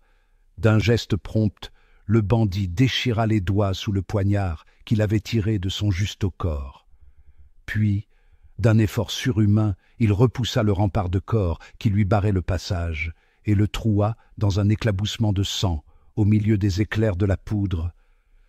Quelques instants après, il avait disparu dans l'ombre de la nuit tombante. Pendant 1 heure, on fouilla vainement les bois environnants. En apprenant cet échec, Savane poussa un soupir de désespoir. « On ne le reprendra plus, et l'ennemi se sentant menacé se cachera mieux et sera plus terrible que jamais, dit-il à Doriac. Mais tout n'est pas perdu. Il nous reste la complice. Cette nuit même, nous devons la voir. Viens donc comme d'habitude au rendez-vous. Le bruit de la vaine tentative de la notice n'est pas ébruité encore. Il nous reste un espoir. » Chapitre 7. Le rendez-vous. À 10 heures, Doriac attendait son ami au rendez-vous qu'il lui avait fixé. Savane, contrairement à ses habitudes, était en retard. Le jeune fiancé de mademoiselle Mauvin s'impatientait lorsqu'il vit un homme se diriger vers lui. Ce n'était pas Savane. L'inconnu portait un long manteau, et à mesure qu'il approchait, Doriac sentait grandir en lui un doute. Bientôt l'homme sortit de l'ombre des arbres et apparut dans la clarté de la lune. Quelle ne fut pas la surprise de Doriac en reconnaissant le chasseur rouge. Un frisson soudain lui parcourut tout le corps et le fit trembler de la tête aux pieds. L'homme continuait d'avancer vers lui. C'était bien le chasseur rouge, avec son large chapeau rabattu sur les yeux, son long manteau négligemment jeté sur son épaule. Il vint droit à Doriac. Celui-ci brandit son revolver. « Insensé, ne tire pas !» dit une voix connue. Doriac crut sortir d'un rêve. C'était la voix de Savane qui sortait de la bouche du chasseur rouge. Et il comprit, enfin, que son ami avait pris le déguisement du bandit. « Le manteau et le chapeau, » expliqua du reste Savane, « ont été abandonnés dans la lutte de la ferme par le chasseur rouge lui-même. Je possédais donc les premières matières du déguisement. Il me suffit de redresser ma taille pour que l'illusion soit complète, grâce à la complicité de l'ombre. Maintenant, mon cher Doriac, tu vas me suivre à distance et en te dissimulant derrière les taillis, ne viens à moi que si je t'appelle. » Ainsi fut fait. Savane se dirigea vers le château et s'arrêta à l'endroit où apparaissait habituellement le chasseur rouge. Doriac l'entendit qu'il modulait le cri lugubre de la chouette avec une telle science d'imitation que l'oiseau de nuit ou le bandit lui-même s'y fussent mépris. Par 3 fois, il reproduisit le ululement funèbre qui s'éleva dans le silence de la nuit. Les 2 amis, l'un dans la lumière, l'autre dans l'ombre, attendaient impatiemment. La complice viendrait-elle? N'avait-elle pas été prévenue déjà par le chasseur rouge? Tout à coup, une silhouette féminine se découpa en noir sur le fond clair de l'allée baignée de lune. Elle approchait. Elle venait au rendez-vous que lui fixait l'appel de la chouette. Savane étouffa un cri de triomphe quand il vit la femme à quelques pas de lui. Il reconnut la sorcière. Elle portait des vêtements sombres et un capuchon rabattu sur les yeux. Elle alla à Savane. « Bonsoir, mon bien-aimé. » Lui, dit-elle. « Je vous ai attendu hier. » Savane eut un instinctif recul de surprise et d'effroi. De même que lui-même était apparu à Doriac sous la forme du chasseur rouge, avec sur les lèvres la voix de Savane, la femme qui était devant lui avait le corps de la sorcière et la voix de Madame Mauvin. « Comment, vous, madame ?» s'écria-t-il, au comble de l'étonnement. Ce fut au tour de Madame Mauvin de reculer. Elle venait de reconnaître M. Savane sous le déguisement du chasseur rouge. Elle balbutia des paroles incompréhensibles et perdit toute contenance. Un moment, on eût pu croire qu'elle allait tomber évanouie, mais elle parut se ressaisir par un effort de volonté. « Comment ?» continuait Savane. « C'est vous, Madame Mauvin, c'est vous qui, sous le déguisement d'une pauvre femme sur laquelle vous cherchez sans doute à porter les soupçons, c'est vous qui fixiez des rendez-vous à un bandit. » Madame Mauvin tendit vers Savane des bras suppliants. « De grâce, monsieur, de grâce. Soyez galant, homme. Vous venez de surprendre un secret. Et un secret terrible. Je vous en conjure, écoutez-moi. Celui que vous appelez le chasseur rouge est mon amant. Je vous confie mon secret en faisant appel à votre courtoisie. Mais c'est horrible, madame. Comment vous aviez pour amant un assassin, l'ennemi mortel de votre époux? C'est donc vous ou c'est lui qui, avec votre complicité, lançait dans la chambre noire cette arme mystérieuse qui tua déjà une de vos filles et qui faillit tuer la seconde, ainsi que mon ami Raymond d'Auriac. C'est donc vous et lui. » Savane voulut continuer. Mais madame Mauvin s'était redressée, indignée, l'œil brillant d'une colère contenue. Elle l'arrêta en disant d'une voix énergique: « Assez, monsieur. Vous dépassez la limite. C'est une accusation terrible que vous formulez là. C'est une accusation qui demande, qui exige des preuves. » Savane s'arrêta interloqué. Cette attaque imprévue avait touché le défaut de la cuirasse. Des preuves? En effet, il fallait des preuves, et il n'en avait aucune, qui prouvait en effet que madame Mauvin eût trempé dans quelque crime. Et quel crime? Un attentat contre ses propres enfants. Oui, Savane n'y avait tout d'abord pas songé, tant l'exaspération qui avait succédé à l'étonnement avait été grande. C'était invraisemblable. Comment une mère aurait-elle pu contribuer à un meurtre contre ses enfants? Et dans quel but? Mieux que quiconque, Savane savait de quelle tendresse madame Mauvin entourait sa fille. Il avait vu ses craintes, ses angoisses. Alors, il fallait admettre que madame Mauvin était, elle aussi, une victime que le chasseur rouge avait attirée dans ses rets afin d'en faire, sans doute, une arme inconsciente, afin de pénétrer peut-être dans le château. Savane se rendait maintenant compte du mal fondé de son accusation. Il regrettait sa témérité et, vouant y remédier, il dit « Madame, excusez mon emportement en considération de l'affection que je porte à votre famille. Vous avez fait appel à ma discrétion. Eh bien, je vous promets d'effacer à jamais de ma mémoire l'entrevue de cette nuit. Merci, monsieur. » Et madame Mauvin s'inclina en même temps que Savane. Puis, sans un mot, ils se retirèrent, elle vers le château, lui vers l'endroit où était caché d'Auriac. « As-tu vu son visage ?» demanda celui-ci dès que son ami l'eut rejoint. « Oui, » répondit brièvement Savane, « mais cette femme m'est inconnue et n'est aucunement mêlée au mystère qui nous occupe. » Chapitre 8. Le point d'interrogation. Un formidable point d'interrogation restait planté comme un poignard dans le cerveau torturé de Savane. Quel était, en réalité, le mystère de la chambre noire? Quel était l'assassin qui lançait le poignard meurtrier et disparaissait sans que l'on retrouvât sa trace? Quelle était cette ombre fatale que Judith Mauvin et Raymond d'Auriac avaient entendu errer dans le corridor avant d'être menacés par une main invisible?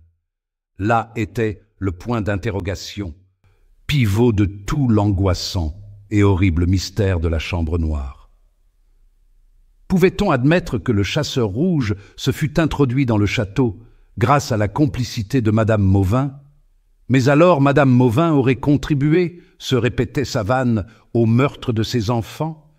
Les annales judiciaires enregistrent parfois, combien rarement, de ces crimes contre nature. Contre nature est bien le mot, si l'on songe que l'amour maternel est le plus grand, le plus puissant et le plus unanime de tous les amours, puisqu'il se retrouve intact, immaculé, admirable, à tous les degrés de la création, depuis les insectes jusqu'au règne hominal. Un père peut tuer son fils, un fils son père ou sa mère même. C'est monstrueux, mais c'est possible. Une mère tuer ses enfants, c'est plus que monstrueux. C'est si anormal que c'est quasi impossible. Ou, quand ce cas extraordinaire se produit, on remarque que la mère criminelle avait une préférence dans son amour et que si elle a tué un de ses enfants, c'était pour en favoriser un autre. Son crime alors, si épouvantable qu'il soit, a encore pour mobile l'amour maternel. C'est l'amour qui reste grand même dans l'horreur. Quel poète a dit que l'amour infini d'une mère est un reflet de Dieu sur terre? Pourquoi donc madame Mauvin, même si elle pouvait être coupable, aurait-elle contribué au meurtre de ses enfants? Quel eût été le but, le mobile de ce crime incompréhensible? Nouveau point d'interrogation. Savane avait beau chercher, il ne découvrait rien. Il s'abstenait de se présenter au château après la rencontre inattendue qu'il avait faite la nuit dans le parc. Un matin, son ami d'Auriac vint le trouver, très agité. La nuit précédente, il avait veillé sa fiancée. Or, les bruits mystérieux, les plaintes étouffées dont nous avons déjà parlé, s'étaient fait entendre avec plus d'intensité que jamais. Cette fois, la malade et le jeune homme avaient tous deux cru percevoir des appels désespérés, et aux gémissements que l'on attribuait au vent pleurant dans la cheminée s'étaient mêlés de véritables cris humains. Mademoiselle Mauvin elle-même, bien qu'habituée à ce phénomène, s'était montrée très étonnée. Quant à D'Aurillac, il ne savait que croire. Ces cris sont, en effet, bien étranges, remarqua Savane, quand D'Aurillac eut terminé son récit. Et ce qu'il y a de plus singulier encore, c'est que je les ai entendus aussi, près du trou du diable. Il est donc fou d'attribuer au vent ces plaintes mystérieuses. C'est mon avis. J'ai l'impression très vague que cet inexplicable phénomène a quelque rapport avec le mystère de la chambre noire. A-t-on, au château, cherché la cause de ces bruits? Oui, on n'a rien trouvé. Il faudrait, je pense, descendre dans le trou du diable et descendre dans ce trou maudit d'où personne jamais n'est revenu. Y songes-tu? Pourquoi pas? Je vais me munir de cordes, et ce soir même je tenterai l'expérience. En ce cas, je t'accompagne. Tu veilleras à l'ouverture du cratère pendant que je descendrai dans le gouffre. Est-ce convenu? À ce soir donc. À la fin du jour, les deux amis se retrouvèrent près du trou du diable. Le gouffre offrait, comme d'habitude, un aspect vraiment infernal, d'autant plus que, derrière la montagne, l'horizon apparaissait incendié par un orageux crépuscule où, alors en fusion, qui donnait aux nuages des lueurs sinistres, se mêlait le sang du soleil couchant. Savane tira d'un énorme paquet qu'il avait apporté avec lui une interminable corde nouée dont il attacha solidement une des extrémités à un des arbres qui s'élevait non loin du trou mystérieux. À l'autre extrémité, il attacha une pierre qu'il lança dans le gouffre. « Maintenant, dit-il à D'Aurillac, je descends. Toi, tu veilleras ici. As-tu pris du pain? Non. Pourquoi? Ne sais-tu pas que la tradition prétend que les démons qui hantent le gouffre réclament à manger? Les paysans, pour adoucir leur courroux, ont l'habitude de leur jeter des miches par l'orifice. J'ignorais cette légende, mais j'ai pour parler au diable un revolver qui rabaissera leur caquet. Mais j'oublie d'allumer ma lanterne sourde. Et saisissant la lampe de poche qu'il portait sur lui, Savane enflamma la mèche. Puis lentement, avec précaution, il descendit dans le gouffre béant. D'Aurillac attendit, frémissant. Savane descendait. Les minutes s'écoulaient, longues. Savane descendait toujours. « Diable !» pensait-il, pourvu que ce gouffre ait un fond autre part qu'à l'autre extrémité de la terre. Enfin, après une descente qui dura près de 10 minutes, Savane sentit sous ses pieds un terrain fangeux. Avant d'abandonner la corde, il braqua la lueur de sa lanterne dans les ténèbres enveloppantes. Dans le réseau de clarté qu'il projetait autour de lui, il vit un spectacle bien fait pour faire frémir les plus intrépides. Devant lui s'ouvrait un gouffre d'ombre, une caverne hideuse qui avait un peu l'aspect d'une grotte et où grouillaient dans la fange des bêtes infectes, parmi lesquelles le jeune homme reconnut des crapauds, des lézards et des reptiles de toutes formes. Ça et là gisaient des squelettes humains ou animaux contorsionnés en des attitudes étranges. C'étaient vraisemblablement les dépouilles des êtres qui, par imprudence ou curiosité, étaient tombés dans le gouffre. Savane brandit sa lanterne et s'engagea dans la caverne qui décrivait sous terre les plus capricieux méandres. Il marcha ainsi pendant plus de 20 minutes, parmi ces solitudes humides et ténébreuses, où les rues affectèrent des formes macabres d'êtres torturés ou menaçants. « Les démons ont fui, » pensa Savane. « Je ne suis pourtant pas un diable bien terrible. » À ce moment, un grondement sinistre lui parvint. Savane s'arrêta, étonné, frémissant. Le grondement reprit à nouveau, puis se changea en une plainte lugubre et prolongée, en une lamentation qui ressemblait à un long cri d'agonie. Puis ce furent des cris désespérés, des appels, une clameur tantôt sourde, tantôt vibrante. Voilà les gémissements mystérieux entendus au château, pensa Savane. Voyons d'où ils sortent. Il se dirigea dans la direction d'où venait le bruit, et bientôt, dans les ténèbres, il aperçut une hideuse forme qui se tordait devant lui. « Qu'est-ce là ?» se demanda-t-il en reculant d'un pas. « Est-ce le dragon gardien du souterrain, un monstre apocalyptique qui se prépare à me dévorer ? Bigre !» Surmontant sa répulsion, le jeune homme avança, brandissant toujours sa lanterne. Soudain, l'être mystérieux bougea, se contorsionna, se tourna vers Savane, puis soudain se dressa. Malgré toute son intrépidité, Savane se sentit frémir. L'être mystérieux s'était, disions-nous, dressé vers lui, mais le jeune homme cherchait vainement à classer ce monstre dans une catégorie d'animaux connus. Il distinguait bien des poils, des cheveux, des yeux brûlants et injectés de sang, çà et là un épiderme fangeux. Mais qu'était-ce bien que cet être difforme et repoussant?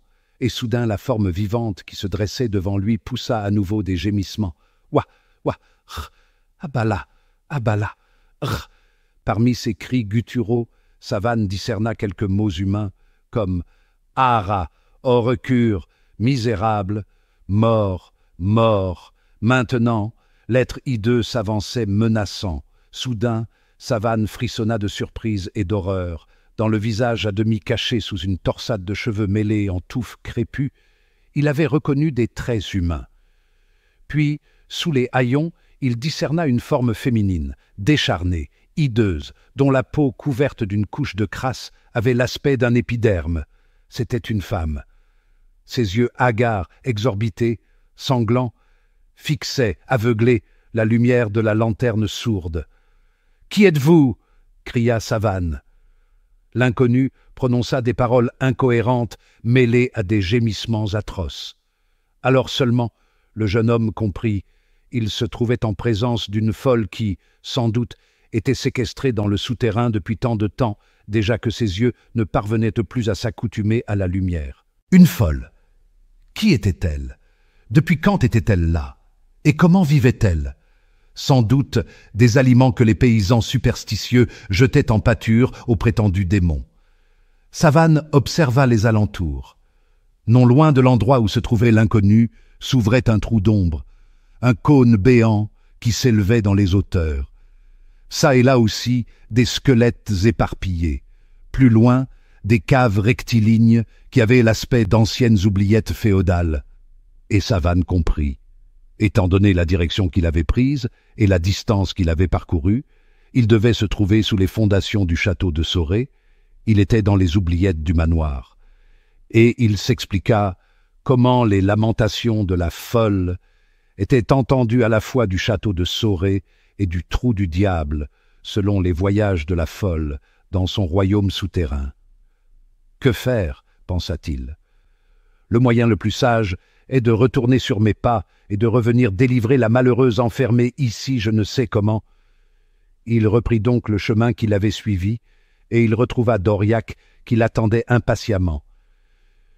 Il lui fit le récit du spectacle hideux qu'il lui avait été donné de contempler. « Demain, conclut-il, nous reviendrons avec des échelles de corde qui nous permettront de délivrer la malheureuse qui fut enterrée, vivante, dans cet enfer. » Et ce ne fut pas sans peine que le lendemain on parvint à enlever la folle qui se débattait éperdue. Il fallut la délivrer de force.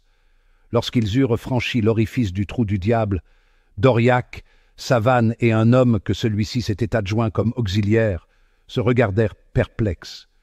La folle apparaissait sous un aspect repoussant et n'avait pour tout vêtement que quelques haillons collés à la fange qui s'était durcie sur sa chair. « Que faire ?» se demanda Doriac. « Allons chez la sorcière, » dit Savane. « Elle nous donnera de l'eau, du savon, et nous lui achèterons quelques vêtements. » Ainsi fut fait. La sorcière du trou du diable était dans sa cabane. Elle consentit à donner aux jeunes gens ce que ceux-ci lui demandaient. Savane procéda à la toilette de la folle.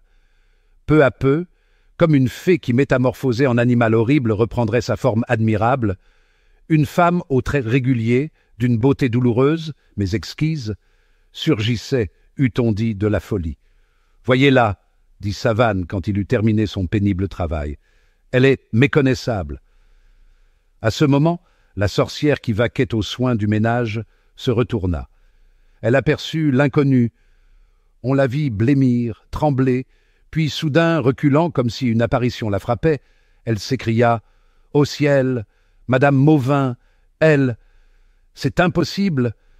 Savane avait bondi vers elle. « Que dites-vous ? C'est horrible, c'est horrible !» ne cessait de répéter la sorcière. Savane la fit asseoir devant lui et lui dit sur un ton autoritaire « Que venez-vous de dire, Madame Mauvin ? Parlez, parlez, je vous l'ordonne !» Il avait saisi son revolver. « Vous vous êtes écriée, Madame Mauvin. » La sorcière semblait affolée. « C'est en effet Madame Mauvin qui est là, la véritable Madame Mauvin. Et l'autre, celle du château ? C'est une fausse Madame Mauvin. Ah, c'est horrible !» Ce ne fut pas sans peine que Savane parvint à faire parler la sorcière. Celle-ci, en proie à une surexcitation intense, fit le récit terrible que nous allons reproduire. « Puisque la morte est revenue, dit-elle, je n'ai plus de raison de me taire. Voici ce qui se passa. Il y a 16 ou 17 ans de cela. Par un soir d'orage, un homme qui cachait ses traits sous un chapeau à large bord vint me trouver accompagné d'une femme. L'homme, c'était Monsieur Mauvin. La femme, c'était sa maîtresse, Mademoiselle Levroy.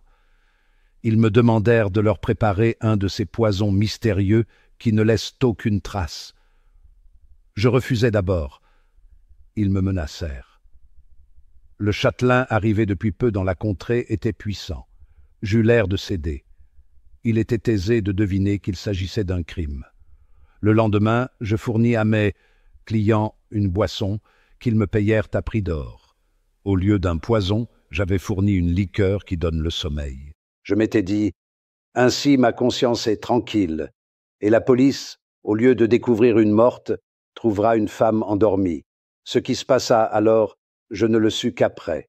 J'avais vu 2 fois la véritable Madame Mauvin qui m'avait fait l'aumône. Or, après les événements que je viens de vous raconter, les domestiques du château avaient été congédiés et remplacés, et la femme qui était venue me trouver avec Monsieur Mauvin, la maîtresse de celui-ci, avait pris la place de l'épouse légitime. Les 2 petites filles de la disparue étaient trop jeunes pour s'apercevoir de la substitution. L'une avait 4 ans, l'autre 2 environ. Mademoiselle Levroy passa aux yeux de tout le monde pour être l'épouse légitime de Monsieur Mauvin. Seul, je connaissais leur terrible secret. Quelque temps après, la fausse châtelaine vint me trouver. Elle m'apportait un sac d'or. « Vous nous avez bien servi, » dit-elle. « Voici pour payer votre concours et votre silence. Si un jour vous avisez de parler, votre complicité serait établie et... » « Mais, objectai-je, qu'est devenue Madame Mauvin ? Nous lui avons fait absorber le poison que vous avez fourni et, lorsqu'elle fut morte, nous la jetâmes dans les oubliettes du château. Vous le voyez, notre secret est bien enfermé. Vous n'avez rien à craindre. » Stupéfaite, affolée par cet aveu, terrorisée, je ne répondis rien. J'étais trop peu de choses pour accuser le riche et respecté châtelain de Soré. J'eus peur, je me tus. Je jouissais déjà d'une si mauvaise renommée dans la contrée où l'on m'accusait d'entretenir des relations avec le démon. Je croyais la véritable Madame Mauvin morte lorsque tantôt je l'ai reconnue. 1 an après le crime dont je vous parle, la fausse Madame Mauvin vint me retrouver et elle confia à ma garde un enfant naturel qu'elle avait mis au monde quelques années auparavant. C'est le pauvre d'esprit que vous avez vu ici et que l'on a surnommé Carboul. À ce moment du récit, on vit une tête stupide apparaître dans l'entrebâillement de la porte. L'idiot avait entendu prononcer son nom et riait en chantonnant « Aboul, casse-boule !» La sorcière continua en montrant l'enfant. « Pauvre petit, je l'ai élevé, il n'est pas méchant, lui. Tous les jours, il allait jeter une miche de pain dans le trou du diable pour nourrir, croyait-il, des oiseaux et des poissons. Qui sait ? C'est peut-être grâce à lui que Madame Mauvin a vécu jusqu'à ce jour. Ainsi Dieu tire le bien du mal. » Je n'ai rien à ajouter. Je vous avoue avoir vécu grâce à la générosité des châtelains de Soré. Puisque la vérité est connue, puisque la véritable Madame Mauvin est retrouvée, je parlerai, s'il le faut, devant monsieur le commissaire de police. Advienne que pourra, en ce cas, dit Savane, accompagnez-nous. Nous allons de ce pas faire notre déposition, et la petite troupe se mit en marche. Tout s'explique, disait Savane à D'Aurillac, chemin faisant. Voilà dissipé le fameux point d'interrogation. La fausse madame Mauvin avait intérêt à faire disparaître les filles de son amant. Il est à remarquer que celles-ci furent toutes deux menacées au moment où elles allaient se marier et, par conséquent, être dotées. Ta fiancée, mon cher D'Aurillac, ayant échappé à la mort, la mégère résolut de te supprimer afin de gagner du temps et de retarder le paiement de la dot. Tu sais maintenant quelle était l'ombre fatale qui épiait dans le corridor, la victime qu'elle allait frapper dans la chambre noire. En outre, la criminelle avait un amant. Je présume qu'elle voulait agir envers son prétendu mari comme celui-ci avait agi envers la malheureuse madame Mauvin, le faire disparaître et substituer à lui le chasseur rouge. La sentence qui dit que l'on est toujours puni par où l'on a péché est une fois de plus confirmée. Quant au chasseur rouge, il avait trouvé dans mademoiselle Levroy un merveilleux instrument qui lui permettait d'assouvir sa vengeance. Mais avis que ce fut lui qui rechercha celle que peut-être il croyait être la véritable châtelaine. Dans la vie, tout s'enchevêtre et se complète. Nous verrons bientôt si toutes nos prévisions étaient exactes. Chapitre 9. Le châtiment. Monsieur Mauvin est-il ici? Demanda le commissaire de police au valet qui lui ouvrit. Il est dans le salon avec madame. Je vais l'avertir. Inutile, menez-nous à lui. Derrière le commissaire venaient D'Aurillac, Savane, la vraie madame Mauvin, la sorcière et des policiers. Le domestique ouvrit la porte du salon qui, comme on le sait, avait été transformée en chambre à coucher pour mademoiselle Judith Mauvin. Le père et la prétendue mère de la jeune fille étaient assis au chevet de la malade. Le commissaire entra le premier. « Monsieur Mauvin, dit-il en s'adressant au châtelain, connaissez-vous la dame qui m'accompagne ?» Et, en prononçant ces mots, il s'écartait pour faire place à la véritable madame Mauvin qui apparut ainsi brusquement au regard du châtelain. Celui-ci recula effaré, médusé, les yeux agrandis par l'effroi. C'était une morte qui sortait de la tombe et apparaissait soudain devant lui. Mademoiselle Levroy ne semblait pas moins effrayée. Il y eut quelques secondes d'un pathétisme grandiose et tragique. Quant à la folle, elle avait reculé d'un pas, et elle ne semblait pas moins terrorisée que les hôtes du château. Et ce fut elle qui recouvra la première la parole. Elle se dressa soudain, menaçante, furieuse, fantastique, et étendant la main vers son époux, elle clama « Vous, vous, assassin, horreur, horreur !» « Cette femme n'est pas folle, comme vous l'avez cru, » dit le commissaire, en se tournant vers Savane. « Elle a partiellement perdu l'usage de la parole. Elle a tout simplement oublié une grande partie des mots de son vocabulaire. Songez que la malheureuse a vécu plus de 15 ans dans la solitude complète, dans les ténèbres. De même que ses yeux ne s'accoutumaient plus à la lumière du jour, son esprit ne se réhabitue que peu à peu au langage humain. Judith Mauvin s'était à demi dressée sur son lit et contemplait cette scène sans comprendre. Son fiancé se pencha vers elle et lui prit la tête dans les mains. Quant à M. Mauvin, devant la main vengeresse que son épouse brandissait vers lui, il reculait comme le condamné recule devant le châtiment. « Reconnaissez-vous votre épouse légitime ?» lui demanda le commissaire. Alors, seulement, le châtelain eut conscience de ce qui se passait. Au lieu de répondre, il fit signe à sa maîtresse, en balbutiant « Perdu, sauvons-nous !» Et avant qu'on eût pu les empêcher, les deux misérables sortirent par une porte du fond, aussitôt poursuivis par les policiers. Ce fut une chasse éperdue dans le château. Monsieur Mauvin et sa maîtresse gravirent les escaliers, traversèrent le corridor près duquel s'ouvrait la chambre noire et gagnèrent la fameuse bibliothèque où, nos lecteurs s'en souviendront, D'Aurillac avait vainement recherché l'assassin invisible. Ils arrivèrent dans cette vaste salle au moment où les policiers lancés à leur poursuite montaient l'escalier derrière eux. « Vite !» cria Mauvin. au passage secret. Le châtelain avait ouvert un meuble vide. Il pressa un bouton dissimulé. Instantanément, le panneau du fond se souleva, découvrant un passage secret. « Sauvez !» s'écria le châtelain en entraînant sa maîtresse, tandis que les policiers apparaissaient au seuil de la porte. Et il s'engagea dans l'étroit couloir qui devait lui assurer la liberté. Mais à ce moment même, un homme surgit de l'ombre du passage secret et repoussa durement M. Mauvin. Puis, l'étranger, un revolver à la main, se croisa les bras. M. Mauvin rugit. « Le chasseur rouge !»« Oui, » dit l'étranger, « le chasseur rouge, ou si vous préférez, Lucien Ruffieux, l'ingénieur que vous avez fait condamner injustement. » À ce moment, les policiers mettèrent la main au collet du châtelain et s'emparèrent de mademoiselle Levroy. « Quoi, arrêtez !» s'écria le chasseur rouge. « Ah, mon Dieu, j'avais douté de votre justice.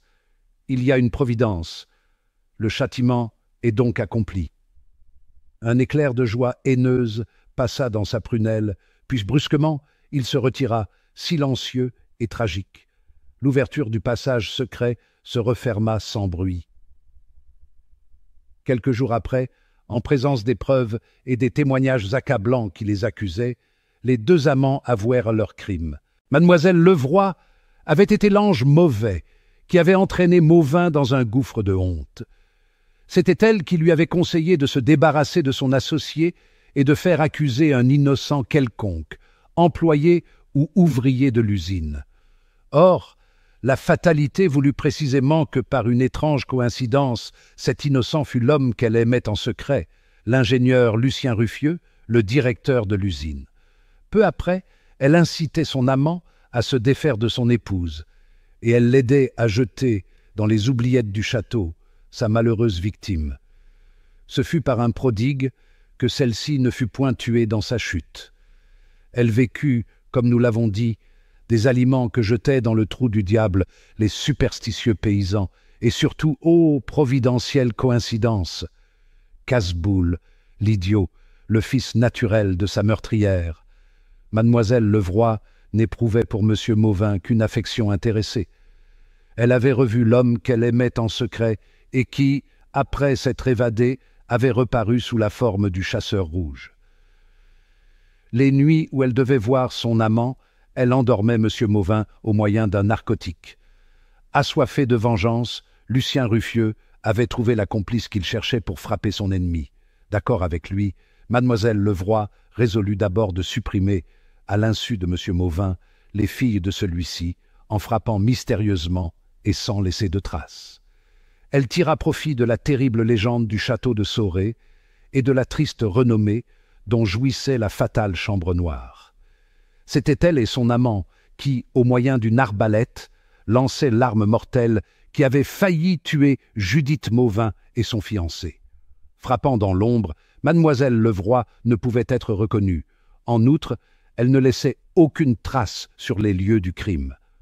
En cas d'alerte, les meurtriers disparaissaient par le passage secret dont nous avons parlé et qui avait une autre issue dissimulée dans les caves du château. On s'explique dès lors pourquoi ces cris de chouette étaient un présage de mauvais augure. Dans ses expéditions et ses rendez-vous nocturnes, mademoiselle Levroy prenait pour détourner les soupçons le déguisement de la sorcière du trou du diable. La tentative de meurtre contre Judith Mauvin ayant échoué, la misérable, après avoir essayé de terroriser la malade en lui apparaissant aux vitres de la chambre sous une forme horrible, voulut, comme on sait, l'empoisonner. Son suprême espoir était, comme l'avait présumé Savane, de faire mourir en fin de compte le châtelain de Soré et de le remplacer par Lucien Ruffieux. Traqué par la police, pendant plusieurs jours et plusieurs nuits, le chasseur rouge avait trouvé, grâce à sa maîtresse et à l'insu de M. Mauvin naturellement, un refuge dans le château. Le jour, il se cachait dans le passage souterrain. On comprend sa surprise lorsqu'un beau matin il vit apparaître son ennemi. Il se crut découvert, trahi peut-être. Son premier mouvement fut de repousser l'envahisseur. Voyant celui-ci arrêté, il comprit et rendit grâce à Dieu. Après ces événements, le chasseur rouge disparut de la contrée. Sa dernière action fut une bonne œuvre. Il dota le petit casse-boule que la véritable Madame Mauvin avait adopté et installé dans un pavillon du château avec la vieille Margot. Quelques années après, Savane, dans ses pérégrinations, rencontra chez les trappistes un moine qui ressemblait étonnamment au bandit. Monsieur Mauvin fut, ainsi que sa maîtresse, condamné aux travaux forcés à perpétuité. Le chasseur rouge disparut, la chambre noire démolie par suite des restaurations nouvelles. Le château de Soré était devenu un séjour délicieux où Madame Mauvin avait enfin retrouvé le calme et le bonheur au milieu de sa fille Judith, de son gendre Raymond d'Auriac et de toute une charmante et frétillante famille. Car comme dans les contes de fées, le ciel avait très largement béni l'union des jeunes époux et avait remplacé les êtres infernaux qui naguère hantaient le château de Soré par une légion de petits anges blonds.